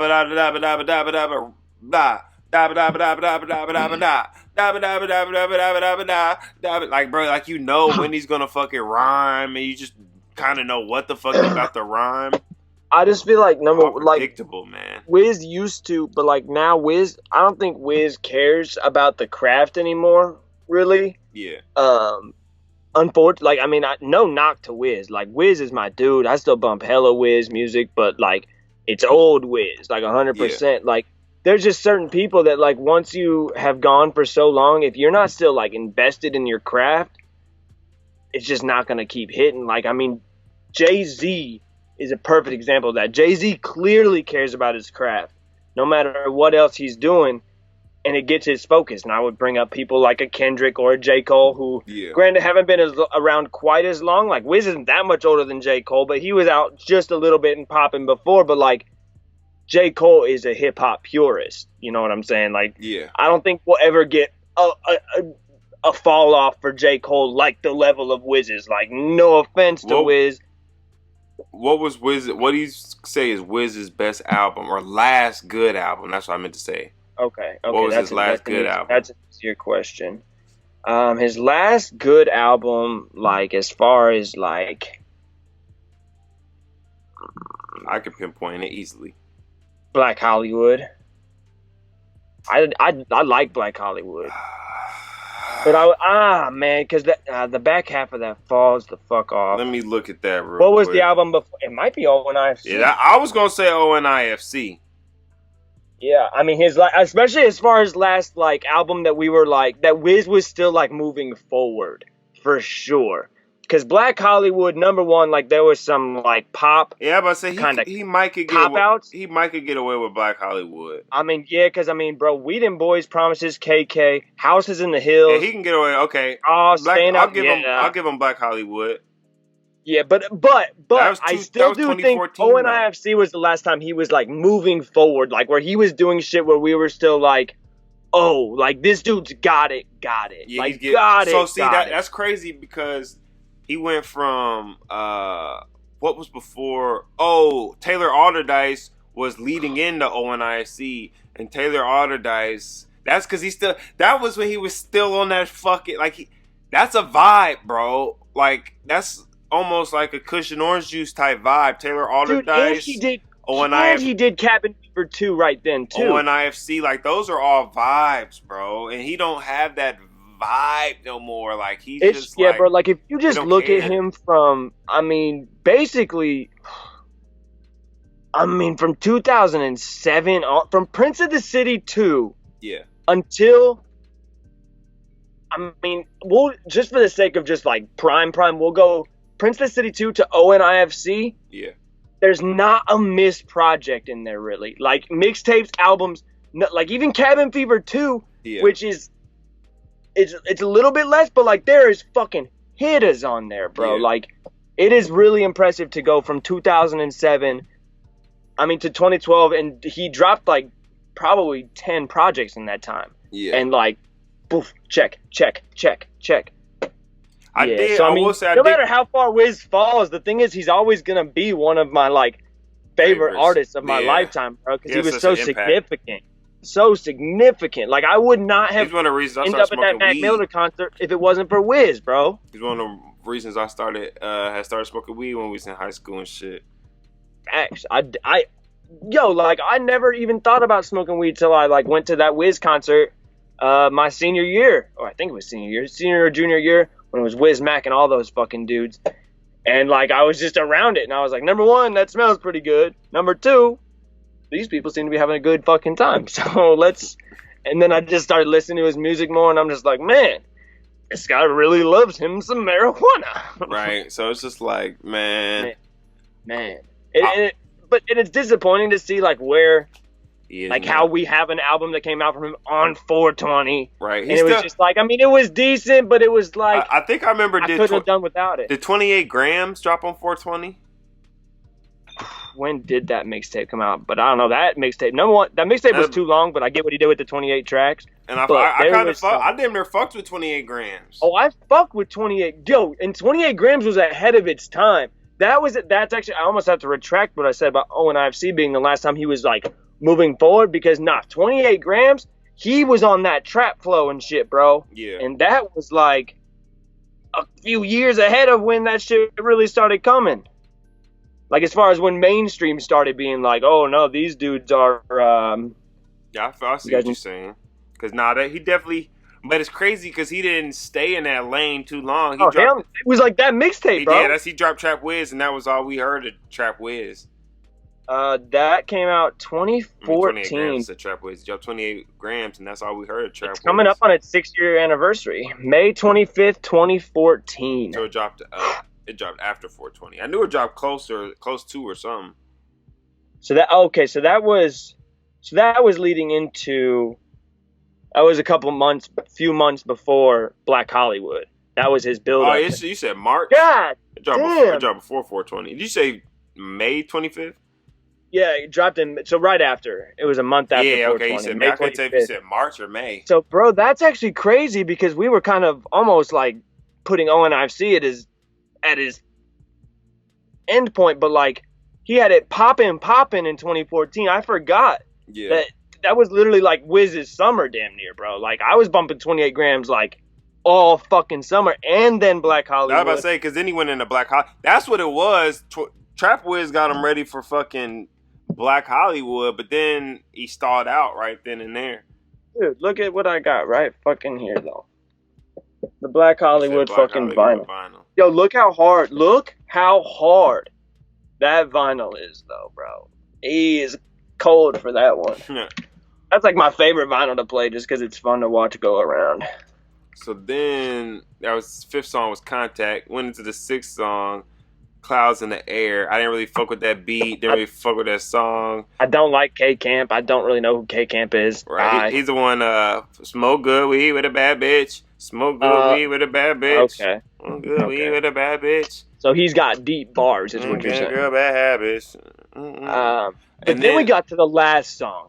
And fucking And High we Today. got appalled. That shit was ass, bro. Fucking Logic The fucking song singing. he's ever made. He said he's probably singing into a cock-shaped mic. Hey, that shit had me rolling, bro. I forgot I said that. Yo, but like, there's so many things I don't get about this song, bro. And specifically just about Logic's part. First off, why is it Logic? This motherfucker's not even really known for smoking weed like that. Yeah. Number two, why are you singing, bro? You are supposed to be like one of the illest lyricists in the fucking game, and you're in here singing like you're soft, bro? Shut. I can see my house from here. Dude, like you can see your boyfriend's cock from there, bro. Pause. What are you talking about? I texted Don like 45 seconds into that song, and I was like, yo, last song on his album is the gayest thing I've ever heard. I was like, bro, Logic needs to not sing, bro. It was appalling to me. And like Wiz did not.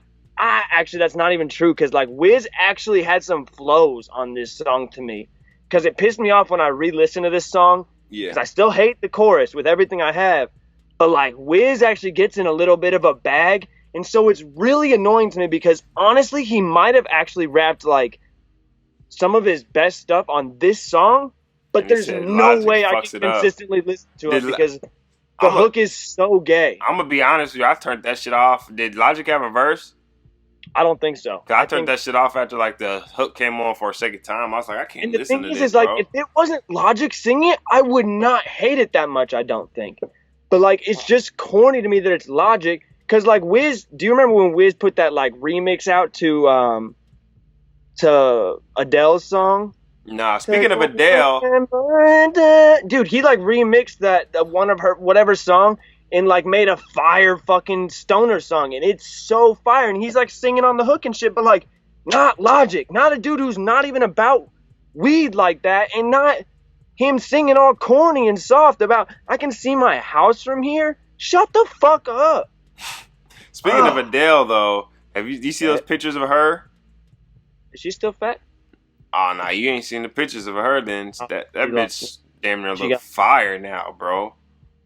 What kind of surgery you think she got? Nah, bro, they said she went through fucking divorce and shit, and oh shit, wanted to turn up and shit, and like she was stressed out. That's one of the reasons why she was fatter. No way, bro.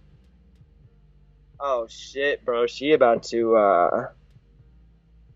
I think she about to kill it. Jesus Christ. She about to blow. She damn near cold now, bro. I mean, she already like the fucking one of the biggest music stars, but like now she not even like not hot. Right. God damn. Like, yo, hey, Taylor Swift, she coming for your records, bitch. Hey, I'm saying she cold now. Because like she was already crushing it. Like, I don't fuck with her music. It's not my style, of course, but like females crushing it. And I mean, good for her. And I mean, I assume going through a divorce, probably out of a bad situation. That 21 album fucking did fucking stupid, retarded, goofy numbers. To any of it, but I respect the fuck out of anybody who's getting a bag like that. Like, I can't knock you. I just cannot. I'll get her pregnant than a motherfucker, bro. And I'll marry her so fast, and I will not sign her prenup either. I'm not signing no prenup. Like, girl, is what we're gonna do here is I would never leave her, do this for a year. Right, you gonna divorce me, and then we're gonna go our separate ways, and I'm gonna secure that bag, motherfucker. Right, shit. Or I'll just stay married. Actually, what am I saying? That's what I'm saying. Shit, you gonna have to break. You gonna have to divorce me because I'm not divorcing you. Yeah, nah, she got infinite money, bro. I'm cool. I'm chilling, mama. Right. I'll call you mama if you want. Like, I don't give a fuck. So the albums, whenever we review an album, we like to review them. Fuck, can't find in 3 different categories. That piece of cheese. No, it's a post-it little. Remember, motherfuckers was throwing cheese on people's babies and shit, windows and like faces. Yeah, motherfuckers. I just remember seeing the internet throw cheese at their children, and I was like, Jesus Christ, you guys need to stop trend grabbing. Trying to figure out what the fuck the fucking categories was. Yeah, that's tough. Vibes.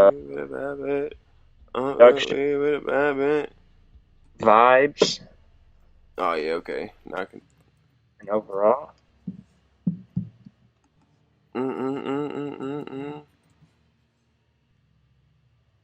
Oh, yep. Okay. Found it. Did I? Getting on to the city. Yep. Okay. So found it. Whenever we. Oh, let me move this shit over here so I have it. We like to rate these fucking albums. Like to rate them 4 different ways. Production. Lyricism / songwriting. Ouch, that's gonna hurt this album. Vibe. And then we give it an overall grade. Okay. So, for the Wiz. Yep. Production. I give production like a 7. I liked most of the beats. Yeah. I was gonna go with, I gave it an 8 out of 10. Because, I mean, there wasn't even really nothing really song that I didn't really like, but that fucking what was it, Bammer? Yeah, because Bammer. No, Clouds in the Air. I didn't really fuck with that beat. But here's the other side of that coin, though, is that there was also no beat that I was like, oh fuck, right, like, this motherfucker hard. People should hop on this. Like, there was none of that. So, yeah, I personally gave it 7. You said 8. So then what's next? Is it lyricism? Lyricism and songwriting. Ouch. I mean, I'm about to go with a 6. Man, you went generous. Yeah, it's a typical Wiz. Yeah, I mean, I would just give it a 5, I guess, just because it is it's exactly what I expected from him. Couple nice flows, but nothing to write home about. And I mean, this is Wiz's detriment, especially at this point in his career. What you got to say, man? You just don't got shit to say anymore, brother. Man. So overall vibe, I give it 8 out of 10. I feel like that's where I would go. Wiz projects always have a pretty good vibe, like tone to them. And I just feel like it's had a good vibe, cohesive. Everything kind of fit together. Easy album to just put on in the background while you chilling with somebody. You know, very easy to just have a conversation, be knocking your head a little bit, but it's not one that you want to, I don't know, throw on during like a road trip where you actually trying to lock into something or something like that. So if you had to give it an overall grade, what would you give it? 6.5 is what I'm I gave it a 7 out of 10. And so we were about the same area, you know what I'm saying? Yeah. It's just like I said, the project was cool. 5 is average, guys, so it's still slightly above like what I would just call like an average album, I guess, but it's just like Don said, the very first thing Don said, I just didn't see like a ton of replay value. Right, like that's what's like it like when I could play Kush and Orange Juice straight through today and that motherfucker dropped years ago. You know what I'm saying? Like that's timeless music. Is this music gonna be timeless? Like, am I gonna go back and listen to this? And Kush and Orange Juice on 420 this year, straight through, no issues, and those are old as fuck. This one I listened to once on 420 when it came out, and then I was like, okay, I haven't listened to it a full time since then. Right, so it's like, do I think this music is timeless? And like, no, but I mean, it's still some good music there nonetheless. And it's a beautiful thing that Wiz gave us plenty of timeless music when he was really in his prime. More than, like, honestly, to me, like, he has more timeless projects than a lot of artists out there, honestly. As far as just like, I will be able to listen to a lot of Wiz projects like when I'm fucking 50, bro. Like, no doubt about it. Like Kush and Orange Juice, especially Kush and Orange Juice, Taylor Alderdice, like those fucking mellow, just smooth. The flows are off of the chains. Like, that shit is easy listening, home cooking type shit to me. Right. So get back to that, Wiz. Right. So And that don't ever make a Kush and Orange Juice 2, bro. I will fucking... Nah, I don't think he would ever do that. They didn't even call the project that him and Currency got together. They didn't even call that How Fly 2. Yeah, they went with 2009? Yeah, 2009. Yes, because they already knew. Smart move, though. Already knew, and they actually had something before that called the Cabana or something, or something like that. Like live instrument shit. It was So I gave it a 7 I gave it 7 out of 10. Chris gave it 6.5 out of 10. Make sure you guys check that out. Let us know what you think about it. Let us know if you think we tripping. We gave it too low a score, too high a score. Let us know. Hit us up. Black on Black. Topher Stetzel. But we got one more album we wanted to touch on.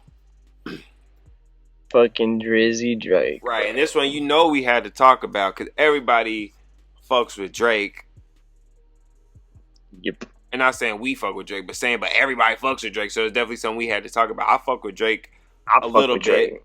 He's not like one of my... I fuck with older Drake way harder. It's like a similar conversation, but not the same conversation by any means. Because Drake is still trying to do shit different and still puts more effort into this. Because he's not doing a ton of other shit. It's not like he's got a weed strain and shit that he's doing with. But yeah, I mean, I fuck with Drake for the most part. I mean, since if you're reading this, it's too late. It's been pretty disappointing for me. Not a lot of shit that I needed in my life. Because, I mean, him and Quentin fell out after that. So, I mean, pen game got weaker. No. Ouch. Nah, but Drake can rap. He writes his own shit sometimes, I'm sure. So let's jump into this shit, man. So, Drake, Dark Lane demo tapes.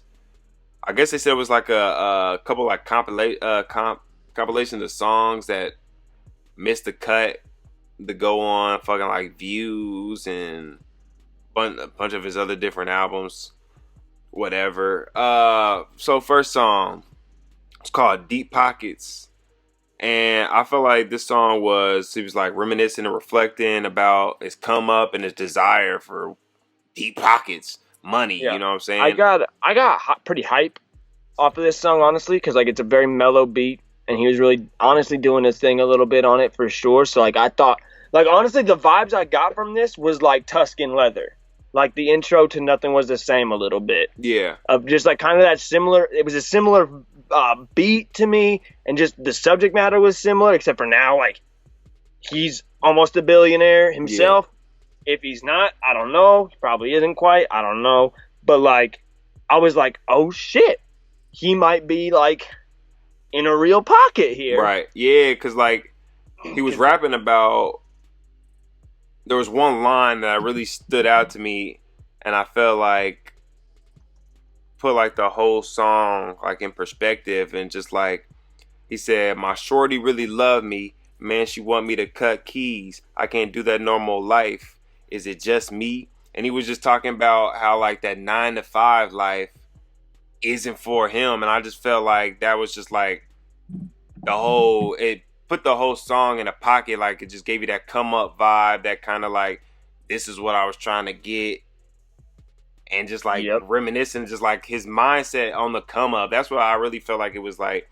Cause like shit, even I feel like that. I know niggas that feel like that. My nigga Jimmy feel like that. My nigga T-Bird feel like nigga, we don't feel like we supposed to work no 9 to 5 our whole fucking life. We feel like there's something else we supposed to be doing, whether it's this fucking podcast, music, clothing, whatever the fuck it is.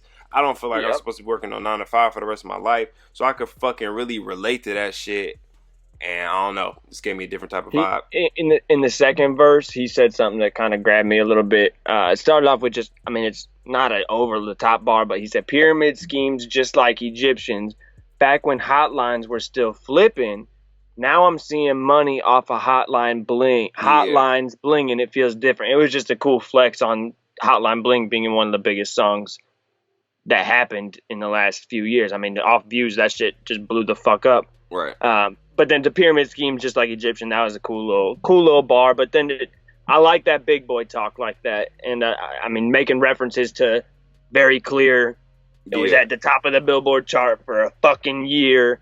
that's hard. That's fucking hard. I can't be mad at that at all. And he also had a line too that he had, back when the house that I own now was my home screen. Yeah. And that was talking about the law of attraction, bro. And like, that's a true story that I've heard from him before. And it's just like, that's like, I don't know if you ever heard of vision boards and shit like that, but like they always say, like, visualize the shit that you want. And like, I have pictures of like shit that I want. Like, I had a vision board. I don't have it as at my parents' house still, but like, that just showed me like motherfuckers really use the law of attraction, and just like that just made the whole song, like I said, just like a real, like some real shit. Like, it was a real ass song rather than just like some bullshit. Like, he was really saying real shit. Like, I don't know, that line just really hit home. Real reflective that one song. actually is the line that grabbed me the hardest the first time I listened. So I'm really glad you said that, because I didn't like write it down or make a note of it, but it was the one that, like, when I was listening to it the first time, I was like, God damn. Yeah. Like, just, that's so hard to, because I mean, we've all looked at crazy houses online or whatever, even if it wasn't our background, we've been like, man, like, what if? Right. But that motherfucker made it happen and now lives in a fucking palace in Toronto that he flexed on us with a music video in Tuesday Slide. He just literally was like, here's my mansion, suck a dick. Yeah, man. So, next song was When to Say When. And one of the things I just thought about this beat, thought about this song, bro. It sounded like he's just talking on the beat to me. I be feeling like that sometimes with Drake. Like, bro, his flow is just so, maybe so natural. I don't know if that, I don't even really know if I want to consider it natural, or just. He's got a water flow, no doubt about it. So monotone and shit, though. Sometimes it just literally sounds like he's just talking. And I don't know if that's a good thing. Yeah, I don't know if that's a good thing or a bad thing. Like, sometimes it gets, I don't know. It kind of gets monotone-ish, so everything's starting to like sound the same because he's just like, right. Like, and it's easy to lose yourself when he's very monotone and just mellow. And 33 years, I gave that to the game. 33 mil, I saved that for the rain. Yeah, but he did say 500 a week. Yeah, I was gonna say that. I'll feel the charts with my pain. And I was like, that was another one of those real bars. Like, that's really happened for Drake. Reference the first two albums of his first two full albums. That's what he's talking about, motherfuckers. So he's got like, and I mean, Drake real ass bars and the shit. Always give you that real shit anyway. Michael, and he's been on the charts. That's what they said. He's been on the charts, bro, ever since that album. Like, he hasn't had a song on the charts for 500 plus weeks. Dude, and he said Michael Jackson shit, but the palace is not for kids. Talking about how his place is so big that it's like Neverland. Yeah. But nah, I'm not bringing any kids up in this bitch because I'm not a pedo. That's hard. That was nothing they said. How you plan to make it to the top just by fitting in? How you plan to take a nigga's spot just by giving in? You know, just like on this song, Drake was rapping about like his life and just like things that he's presently doing like right now. And I felt like that was a good contrast with the first song, which was like a reflective song, and now it's song now talking like in the present, what I'm doing now. I feel like those songs went good together. This shit was really cool too, because like he didn't have a hook or anything. It was just like there's a very short intro of him just doing yeah type Drake shit, and then he raps a long verse, and then the song's over. Right. That's it. That's hard. That's cool. Got in, got what he needed, and he got the fuck out. Right. So the next song was called Chicago Freestyle, featuring, I don't even know how to say the nigga's name. Is it Givian or Given or? I would say Givian. That's what I would say. So it features some nigga named Givian. That nigga, bro, he sound like Sanfa mixed with like Party Next Door to me. I feel that. And this was this was the demo that he came out when he released When to Say When. Yeah. I think this song's fire. You think it's fire? He's rapping. I felt like he was just rapping about like some escapades and flings that he's had in Chicago. It's the beat. I think the beat on this song really grabs me. There's something about it. A lot of people fucked with that beat. I don't know. Because like, he's not really saying a lot of people like that much. Shit. Like, I don't know. Like, this song, he doesn't really say anything that's crazy, but like this song is so easy for me to listen to. Like, I don't really have a good reason for it. Like, I don't have any bars. Is that your favorite song on the project? No. This is. Yeah. Do you say what is? But no, this is Nah, not. I'll let you just say it whenever we come upon it. It's tough, honestly. So the next song, it's called "Not You" featuring Chris Brown, and this one wasn't really my vibe. It reminded me of a Party Next Door early beat, like P3, a little earlier than that. Party Next Door 2, like type of that vibe. But it was like this song, I felt like it was Drake showing you like his vulnerable side. It's song about like it's been a long time since he's had a legit connection with someone and he feels strongly about her, but the feelings aren't being reciprocated and for the first time in a long time, because you know, like he's used to thirsty bitches, and you know them bitches always gonna be all on his dick. So now this nigga found a girl that he actually likes, and she's not like thirsty for him, impressed, and he's not used to that. It's the first time in a long time. So I just felt like that was like a it wasn't my vibe for the song, but like the message behind the song was like grade A. That was one of the songs that I was like, he's a good songwriter. When I texted you that shit, that was one of the songs I was thinking of, because he was like really saying some shit. Yeah, no, he did say some shit, but like just like Don said, honestly, it really just wasn't. It wasn't for me. I don't know, like. I don't know. I look for, like, this is a really vulnerable song, and sometimes that's it for me, but, like, I don't know, like, I want my vulnerable music to be, like, real rappy vulnerable music, like, of course, on some J. Cole type shit, you know, when J. Cole gets vulnerable and he's just rapping crazy about, like, I'm not as much into the sing-songy type. Yeah. Especially when you're getting vulnerable, like, it's for a hit, like, do your thing, son, but, like, I don't know, when I'm, just because it's not, I don't know, it's not my type of shit. This just isn't my type of shit. But this song, he was talking real shit. Like, he really was. Right, Chris Brown came through with the background vocals, clean as fuck. Yeah.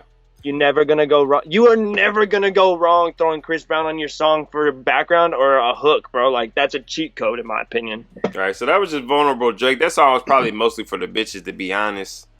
For sure. But so, the next song, I'm not mad at that, Tootsie Slide. Speaking of for the bitches. Right, fucking, that was a single. For the TikTok. That's why I swear to God, I was about to say that, bro. I said it's a corny song made for TikTok, bro. Like, it's a catchy and vibey song, but still, like, catchy. The nigga rhymed slide with slide like 3 times, bro. And, like, I get it, like, business and brand-wise, but the song was real gimmicky, bro. Like, you know what I'm saying? Like, motherfuckers used to roast people for rappers making up dances and shit.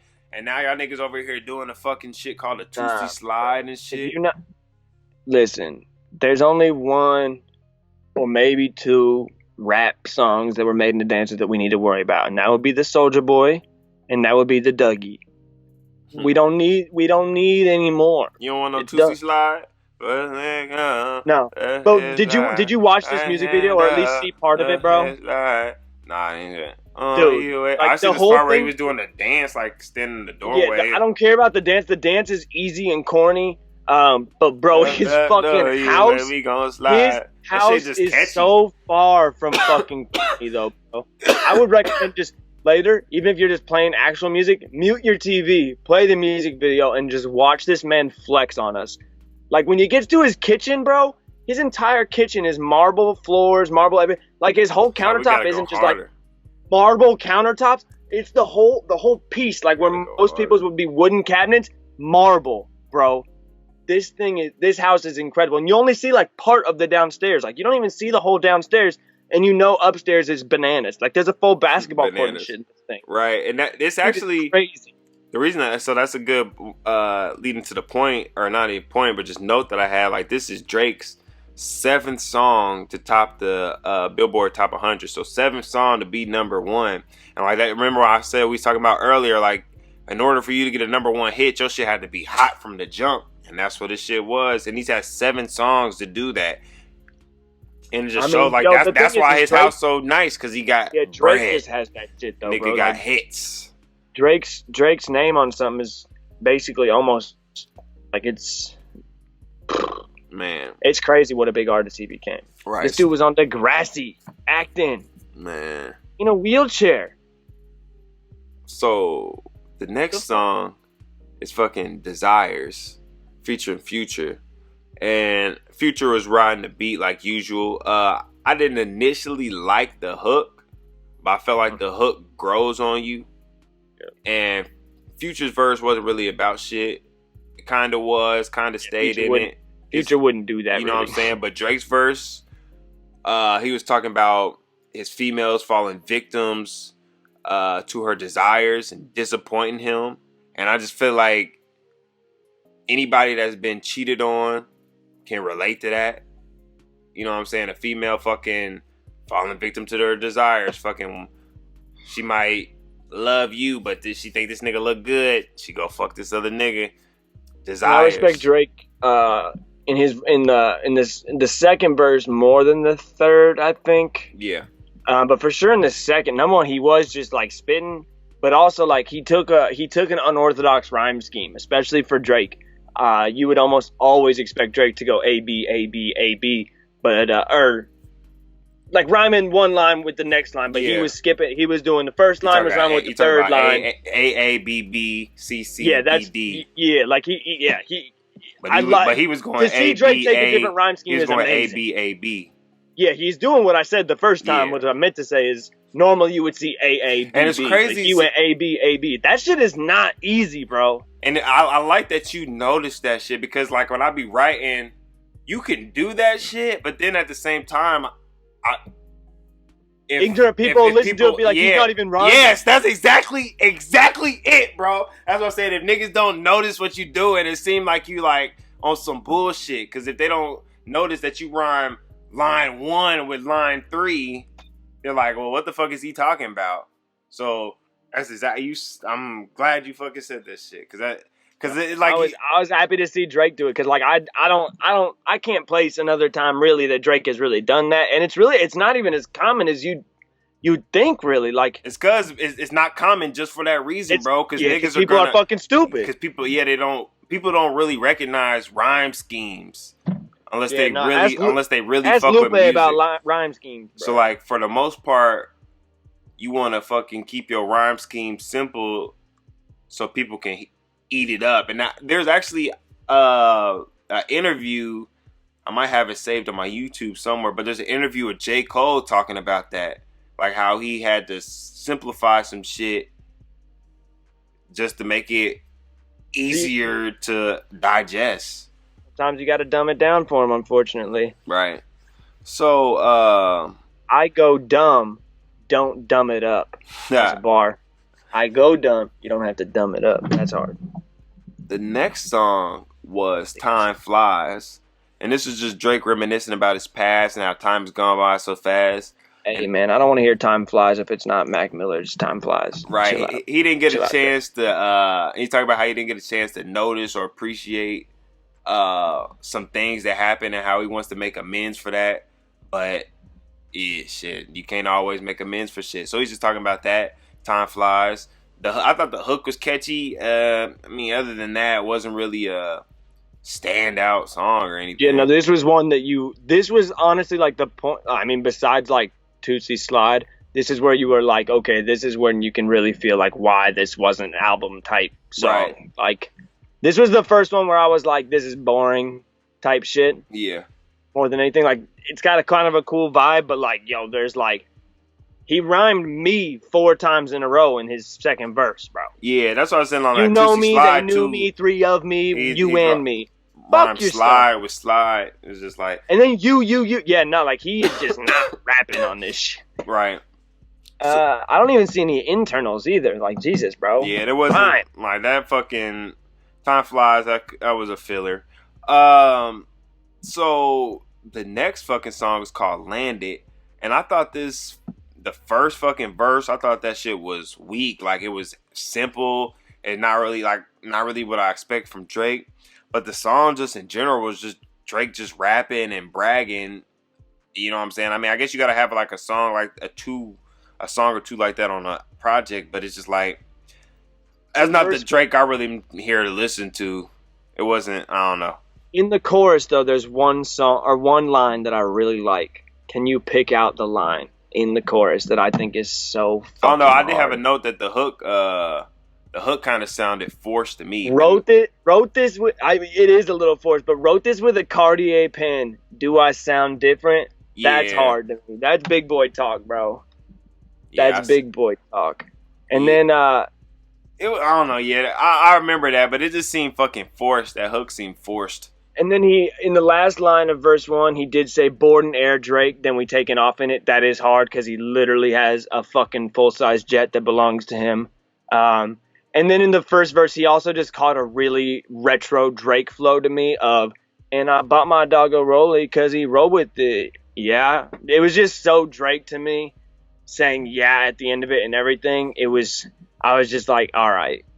That was retro as fuck. But yeah, this is pretty much another filler to me. Didn't really do a lot for me. Right. The next song, though, did something The for me. The D4L freestyle. I feel like that hook was kind of forced too. Yeah, the hook is not my favorite. Yeah. And this song is supposed to be a song of them paying homage to D4L, but they weren't really like rapping about shit. You know what I'm saying? And Nah, like, did they even mention Laffy Taffy in here, bro? nah. But nah, there was a song, we just started fucking. I mean, I said there's a song, there's a line. We just started fucking, she impatient. Now she want a butt lift. Now she wants some LASIK. Just to see the bag clear. That way she could chase it. I was like, hey, that motherfucker was spitting. I'm pretty sure that was Drake when he was rapping those bars. I was just like, yeah. There was like the song. It wasn't about shit, but it damn near was a good song because it came up on my fucking shuffle today. I was like, okay. Yeah, no, and I mean the beat, the South Side on the production is hard. Yeah. And then I mean, like Future and Young Thug bouncing off each other a little bit with backgrounds and whatnot in their verses. Yeah. I don't know, like those kind of people, like a Travis Scott type, a Young Thug type, a Chris Brown type, like these dudes who just do cool shit with their voice, like to have them just bouncing over people and it's really a special thing, but like all of these people also just don't have the level of bars that I want. Right. Yeah. Fucking Future and Young Thug. It just ain't. Like they make vibey ass music, but like bro, they put Purple Rain, Future's mixtape on streaming services. Yeah. That mixtape fucking rips, but like he don't talk about shit the whole time. But like there's like I went 6 to that Purple songs Rain on there. tour. There is just like 6 to 7 songs off that mixtape that like you cannot go wrong playing, bro. Like it's just like, all right, bet, let's get with it. Right. Future different, bro. Future different. So the next song was called Pain, 1993. And it got painful eventually. I fuck with Drake's flow. It's crazy. A lot of people was hating on Cardi's verse. I hate it, bro. But I fuck with Cardi's verse. Even though niggas was flaming. And what I had to say about this is like niggas was flaming the verse, but it's really one of Cardi's better verses. Cardi don't never say anything. Yeah, because he can't rap. Cardi don't ever say anything prolific. So the people that like, I can get you not liking it, but like also, if you like Cardi, I seen people that like Cardi flaming it. I'm like, nigga, you like Cardi? What was you expecting from Cardi? And see, the thing is you said people flaming the verse. That's not even what I was flaming, bro. I hate what he did with his voice. Well, I fucking hated it. The reason why he did that though is because so many people was jocking his fucking style. He had to do something to fucking switch it up. Because to be honest, bro, after he dropped fucking Magnolia and all that shit, and niggas was jocking the shit out of his fucking style, bro. I can't deny that. It's just it's like I don't give a fuck because it's not the type of shit I listen to, regardless. Yeah. But I get trying to do something different with your voice, but what he did on this one wasn't it for me. Hey, he got a song with fucking Kid Cudi using that baby voice. That motherfucker hard. I'm gonna have to send you that bitch. But yeah, I mean, he said a couple cool little things. I mean, he stayed on topic. Like, it was a flex verse for him. Started off with Racks All in My Jeans, and they rap Simmons, Diamonds in My Teeth, Go Yard Bag, and then he gets down to Christian Dior. I mean, he was saying some kind of cool shit. It wasn't like over the top, but he also, I mean, he did a wordplay. Yeah. So that's impressive. He said bored. I spent $100K the next day. I was bored. Okay, yeah. The lamb truck got numbers on the board.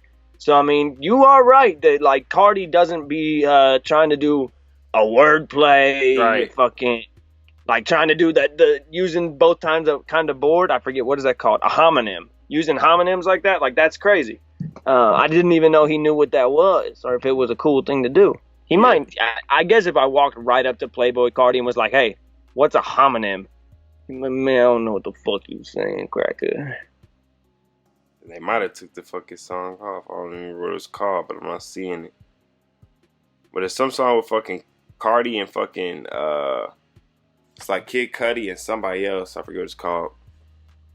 But I couldn't figure out why the song was called Pain 1993, but I guess it's paying homage to Ian Connor motto, who's like born from Pain 1993. I guess that's his fucking motto. So I'm like, I guess. Yeah. Ian Connor fucking. Not my one of my not favorite songs, though. Not one that I really listen to at all. So the next song is called Losses, and this song's hard to me. I mean, Drake rapping about different types of losses he's taken coming up in the rap game. You know, losses in relationships with women, losses in relationship with families. You know, he had one line. What was it? You ain't looking at a nigga you could hold back. Like I'm trying to show the waves. This no cap. That's a bar. And he said, when I visit my last place is the only time I'm in last place. See me these days, I never got a sad face. I was like, bro, he was like spitting on this motherfucker. This is one of my favorite songs on this project. This, I think, is my favorite song. In verse 2 specifically, he left the fucking planet, honestly. Yeah. He started off, being here wasn't in the plans, which is definitely probably a fact. Like, when he got into acting or anything, he never thought he was going to be one of the biggest musical artists of all time. Yeah. But then he said, I do it for the grams, last name, not the gram. I do it for the fam, but still fucking Uncle Sam because you have to. Right. Skip a few lines. I did it by being myself, no dramatic acting, which is kind of untrue. Like, you were actually a dramatic actor. But then we started from the bottom. Now you alone there. Hard to reference. I think it's so fucking fire to reference your own hit song. Like I said earlier, like that's cool as fuck. Never thought I'd see awards in a glass case. Could have ended up in your crib with a masked face. Oof. He had one line too. He said, I tried to change for you, but that wasn't who I am. And I just like that bar because, like, you got to stay true to who you are, bro. Fuck changing for all these people. Like, that's one of my biggest things. Now, like, motherfuckers always want you to do what they want you to do. You should think like, no, motherfucker, I'm doing me, bro. I'm going to do what the fuck I want to do. I don't have to do anything I don't want to do, bro. Besides, like, pay taxes and shit, bro. Other than that. Oh, my God. What? I just finally got that line because I clicked on it on Genius. That's so fucking hard. See me these days, I lost you to the game, and I see why. It's always you and I without the TY. You and I without the TY. Talking about unity, but it's you and I, but there isn't any unity. Oh, that's actually, like, he's talking about you and me. He said that's a bar. That's actually really nice, bro. Not to mention that Unity is the title of Queen Latifah's... Oh, wait. Oh, so he flipped Queen Latifah's line. Oh, dude. There's no... Oh, yeah, that's hard. He was rapping on this song. This is definitely my favorite song. Yeah, as I said, that might be my favorite song on there. For sure. Yeah, because, like, especially verse 2, he literally lost his fucking mind. Verse 1, he was warming up, he got a couple licks in, but then he was like, all right, hold on. So yeah, and I didn't even pick that Unity bar. That's crazy. I like that one a lot. The next song number 12, is called From Florida with Love. And I didn't really actually fuck with the hook, but this is Drake rapping about his experiences in Florida, what it taught him, and going back home with those lessons. One bar that I fuck with was like... niggas had they pistols loaded, pointed at my truck. And you know that lesson stuck. Facts. And it's just like, you know what I'm saying? Shit, you get robbed, nigga. You finna learn from that shit. And it's just like, I don't know. That shit was just a real ass bar. And I feel like the second verse was literally the same as the first verse. So the song was more like a fucking like, kind of like had an interlude-ish type feel to me. For sure, I would have definitely thrown an interlude label on it, in my opinion. But it's cool. I definitely like that shit. It's got an interesting vibe. It's not the kind of it's not a song I would like peg as a Drake song. Yeah. Like I feel like it's a different kind of sound for him, but I fuck with it, especially if you put interlude on it. Then I really would have fucked with it. But like calling that a whole song, I'm like, bro, you didn't really say that much on there. Like there was only like.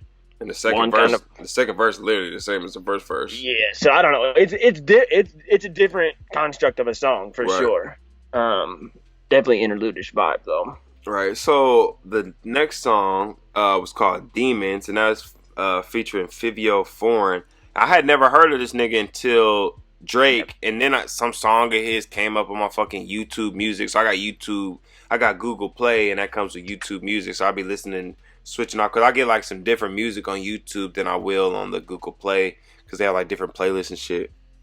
But I thought the hook was cold on this, and the flow of Drake, his flow kind of reminded me of a Tyler the Creator flow.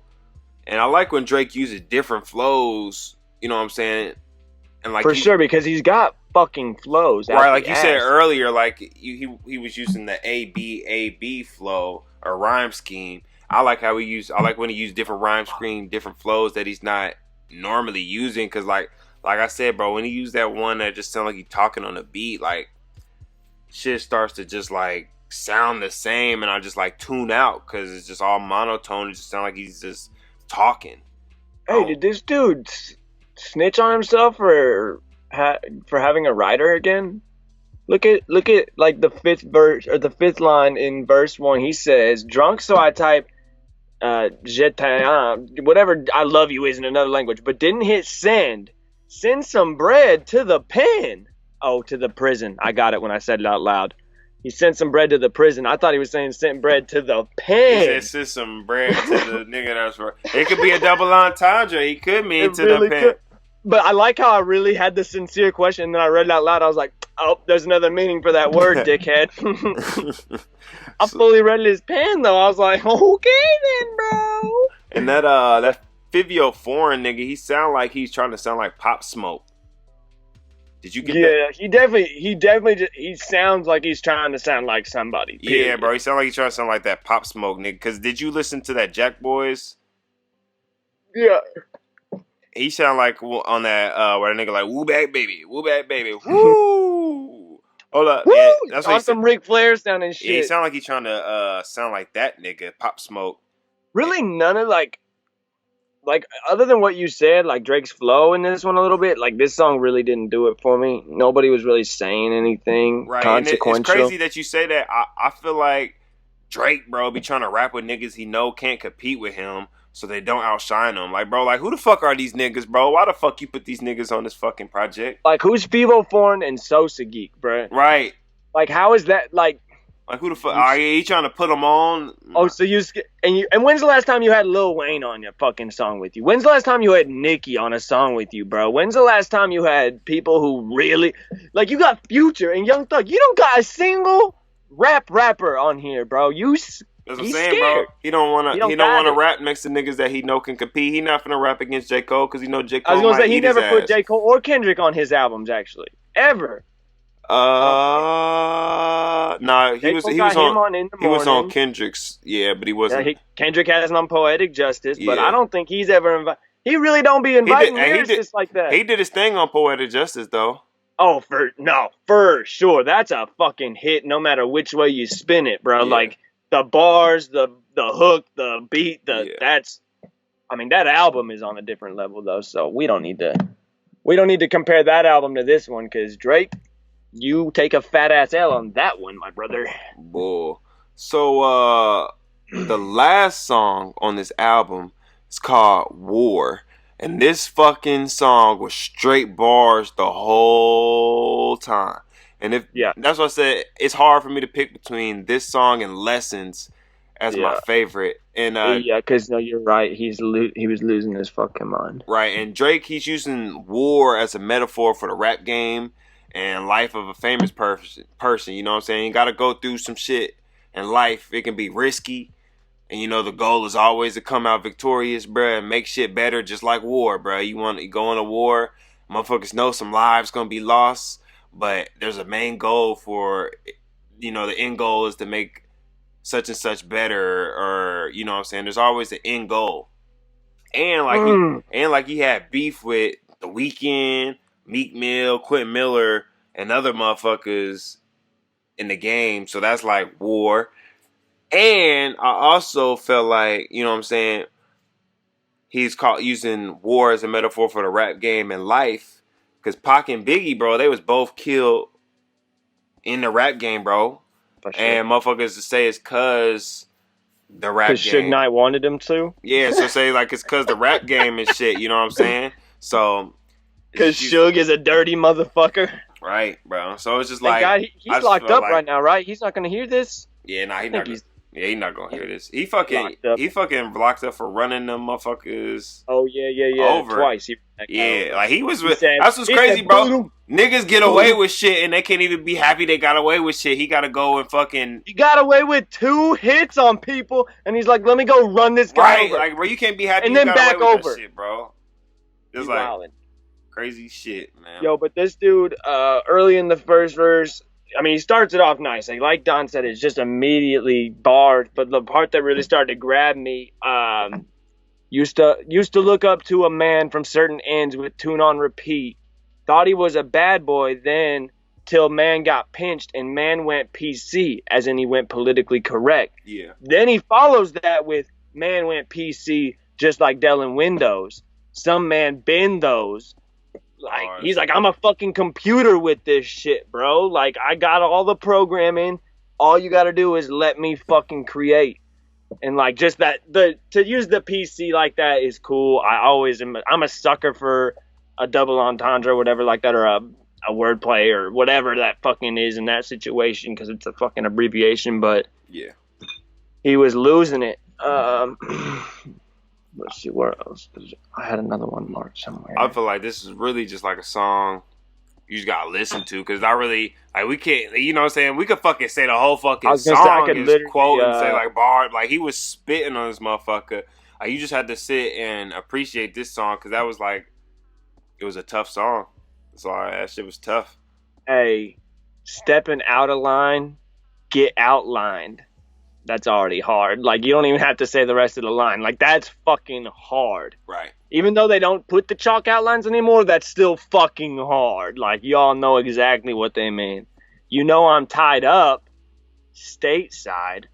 That's nice as well. I mean, you on a boat, bro. You come in stateside. You got a docky boat. You tie it up. Or, if you want to go dark with it, like, we brought a group of people on a boat tied up and got stateside. I don't know what he's talking about exactly, but right. So it's like he just has bars and meanings and that shit. You need to like sit down and listen to that motherfucker and shit. Preferably fucking look at the fucking Rap Genius with it. Look at the lyrics. But like, in order to fully digest that song, you gonna have to listen to it a couple times, because it was just bars to that motherfucker. But also, like, this is a very I don't know if I think the beat is from a producer from the UK. Yeah, he's on a UK beat. He loves that UK shit, bro. He has UK rappers on his shit and stuff, and UK beats. But the beat's cool. I thought Pop Smoke was a UK rapper when I first heard him, because he got that fucking like, one of those one of those drill rapper and barely understand them fucking. Okay, I come on the mic now. I'm like, dude, what? So, I speak of the English. Here on the after show, we like to rate these albums in production, lyricism and songwriting, vibe, and then we like to give it an overall grade. Drake, Dark Lane demo tapes, 14 songs. Production wise, out of 10, what would you give it? I gave it a 9 out of 10. I said 8.5. I don't know how we always stay so close on this, because we do not discuss the numbers or the albums at all before we just hop in here and start recording. So it's fun that me and Don generally have the same kind of trying to be objective view of a lot of albums. Like, we generally don't separate by more than like one. Right. There was like I thought pretty much all the beats and just like the flow of the album was pretty good. There was like maybe a couple beats that I could have did without. Like Yeah, there's a couple songs that I don't know. I could have maybe not liked the beat, but there were some of them that I was just like, the song itself was just so not grabbing to me that I was like, it all. Yeah, like that Time Flies.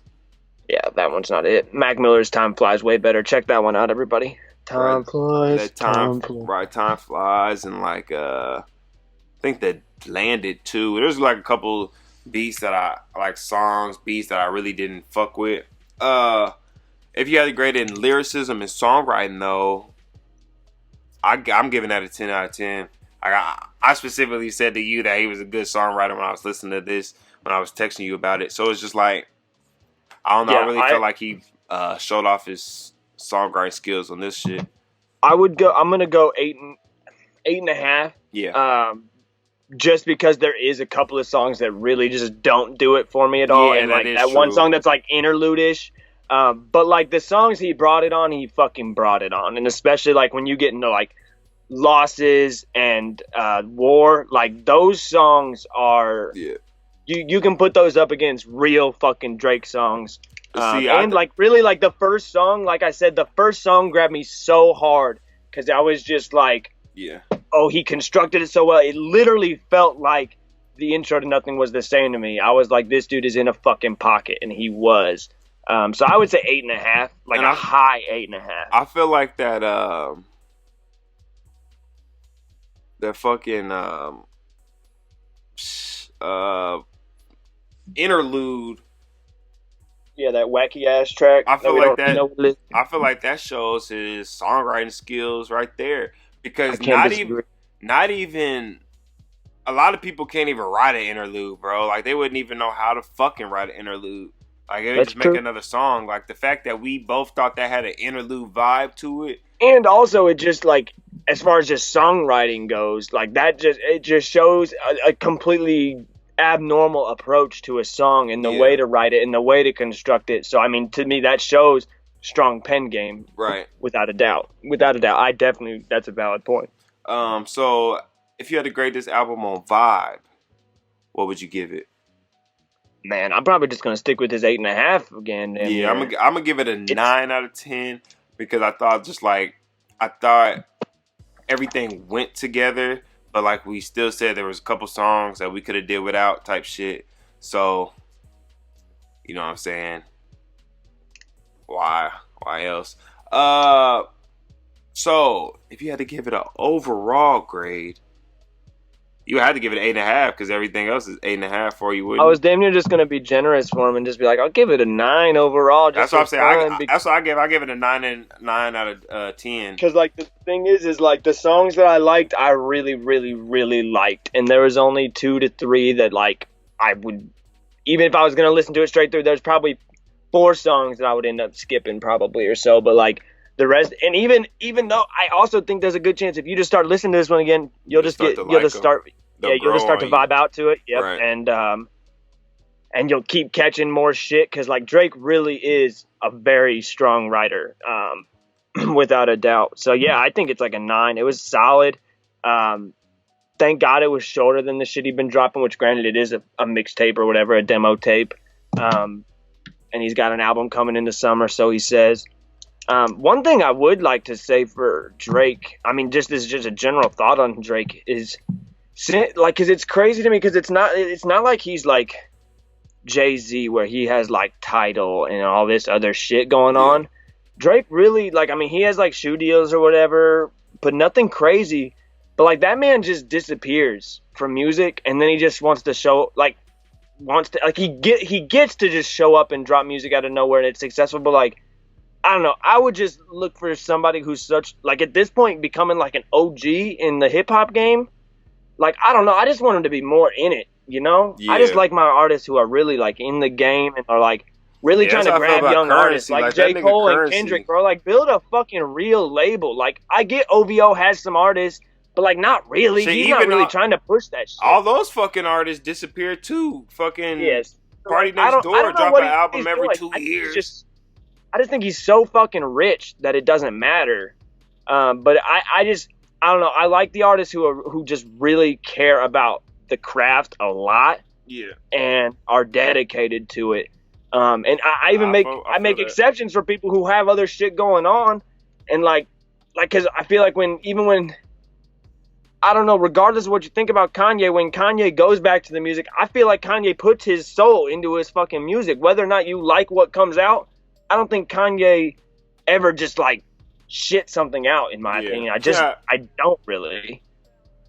I don't know, and I'm not hating on Drake. Drake's incredible. He's one of the biggest. He's the biggest music personality from our generation that we experienced for our whole generation at least. Right. Because like Drake took over the fucking world when we were like in middle school, and he literally hasn't stopped. So I have so much admiration for Drake, without a doubt. But I hope he really brings it on this album this summer. Like, really fucking brings it, bro. Get in the bag. Give me another 14 songs. Trim every bit of fat. And give me all I need from him really in his career is one more album we can call a classic. That's all I care about for Drake. Give me one more album that you can call a classic without Quentin writing the whole fucking thing. How long you think? It'll be How much 20. longer you think Drake gonna be around? Like, it's gonna be him whenever he choose. Is he gonna be like Jay-Z and just drop music forever, or what? Or you think he gonna retire? I think I think eventually Drake will fall back more, just because like he doesn't have the same kind of shit to say that Jay-Z has. Like he's not. I don't see him making like a 444 type album. Yeah. But I could be wrong, and I hope I am. But like also he has so much money already. Yeah. I don't know. He'll be around for a long goddamn time though. For a long goddamn time. Right. But I would imagine, I don't know when we expect some of these dudes to stop making music prolifically. It's kind of sad and scary to think about. Like, I don't know. It's just a really uncomfortable feeling. But like also, I think most of the people that I'm thinking of right now like won't really stop until they just can't do it anymore. I feel like a J. Cole, a Kendrick, a Jay-Z. Like, I don't know.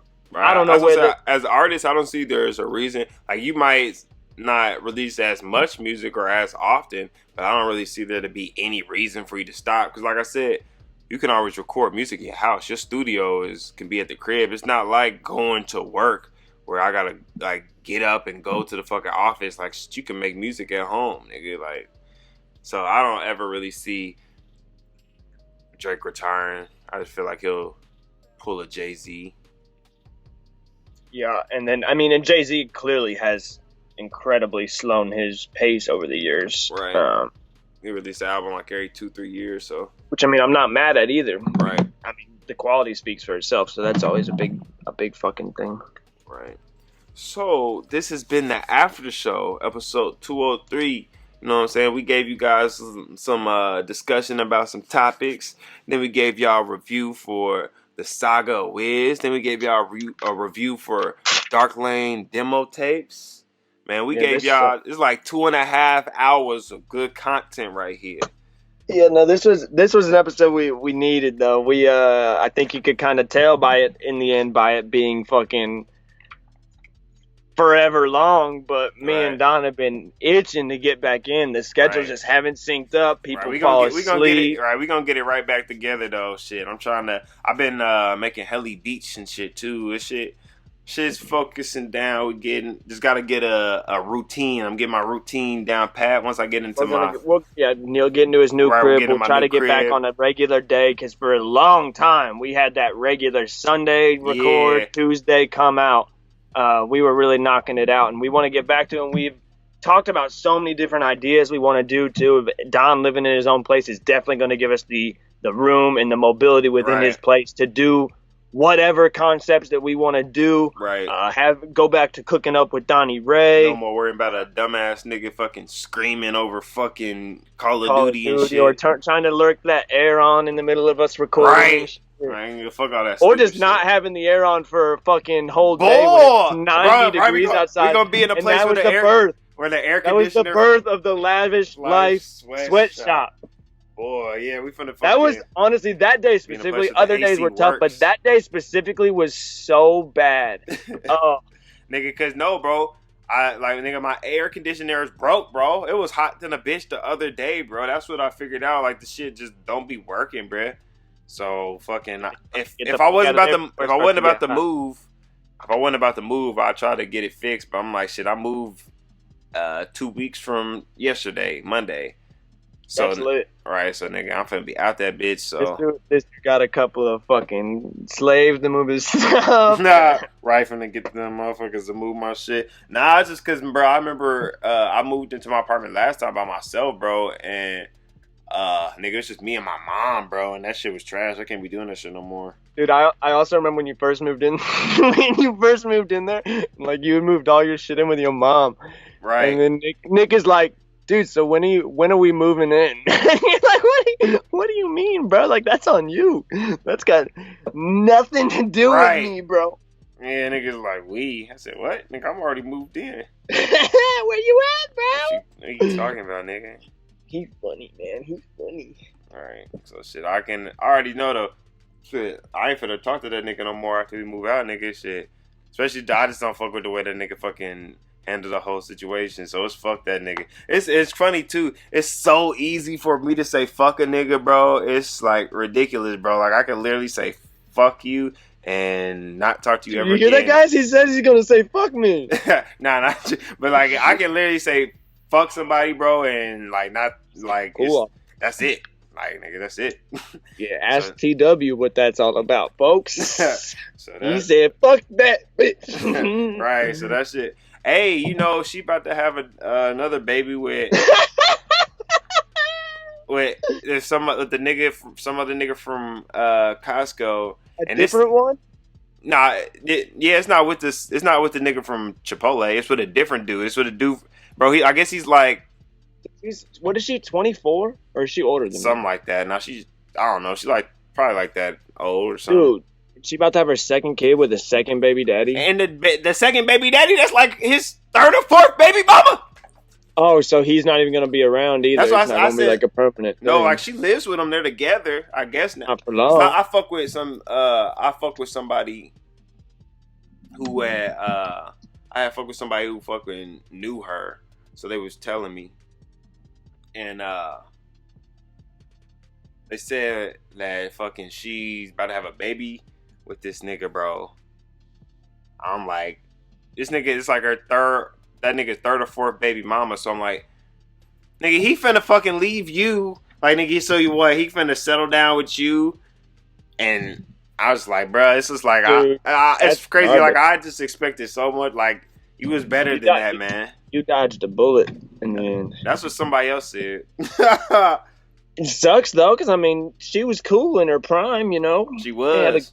She was a cool person to hang around. Like, you know, even as the dudes as me and the other boys would come over, she's cool to hang out with. But when you're a true whore, eventually those colors going to come out. You can't hide the true whore for too long, ladies and gentlemen. And, I mean, then it also, like, I mean, once you find out, it's like you guys have been together for so long, and then she did you dirty at the end, it's just like, well, how many other times did I just not catch you on some slick shit? You know what I'm saying? Like, how many times? Then she had the nerve to throw my name in the dirt afterwards, bro. Like, I did something to her. I'm like, what?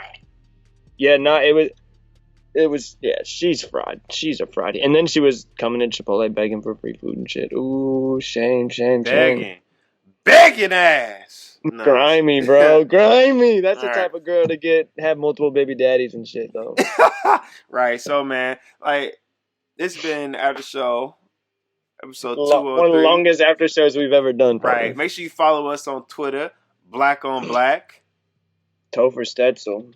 Right. Make sure you follow that Pacers podcast. When that basketball comeback, we'll be on that. You Reach, We Teach. I was supposed to record one of those with V and my other nigga, tarot, but nigga, we couldn't link up. It's so hard to get schedules linked up with niggas just having busy lives and shit. But me and fucking Chris gonna get back on this fucking schedule once I get my new place. Gonna be on a day. Hopefully get this fucking community opened up again here soon. Consistent content. Man, we just gonna be out here, man. We coming back strong, man. I know we gonna get that. We gonna get that man Phil back on. Don't anybody worry. Right, fucking Phil. Hey, but we will definitely have to do a fucking raw and rational once I get in that new crib. Yeah, definitely have to hit one of those. Hit it up in the living room. Get it as fat as last time minus one person. Right. And literally get on the same level that we were last time minus the one person, bro. Because everything else was killer. Like, that motherfucker Phil can come. He's just not allowed to drink. Period. Hey, that nigga was slapped. That nigga crashed his car too that same night. He crashed his car. And when I still go back every once in a while and listen to the moment that he fucking fell on that bed. And we just have 35 seconds of just dying. We're just dying. This nigga, I'm gonna have to see what type of damage he did to my bed when I take it apart and shit. God damn it. I bet he won't be paying you for it either if it's broken. Right, he won't be paying me for it, nigga. Man, I ain't gonna even talk about him. So, man, this is a fucking after show, man. Episode 203. We out this bitch. Yeah.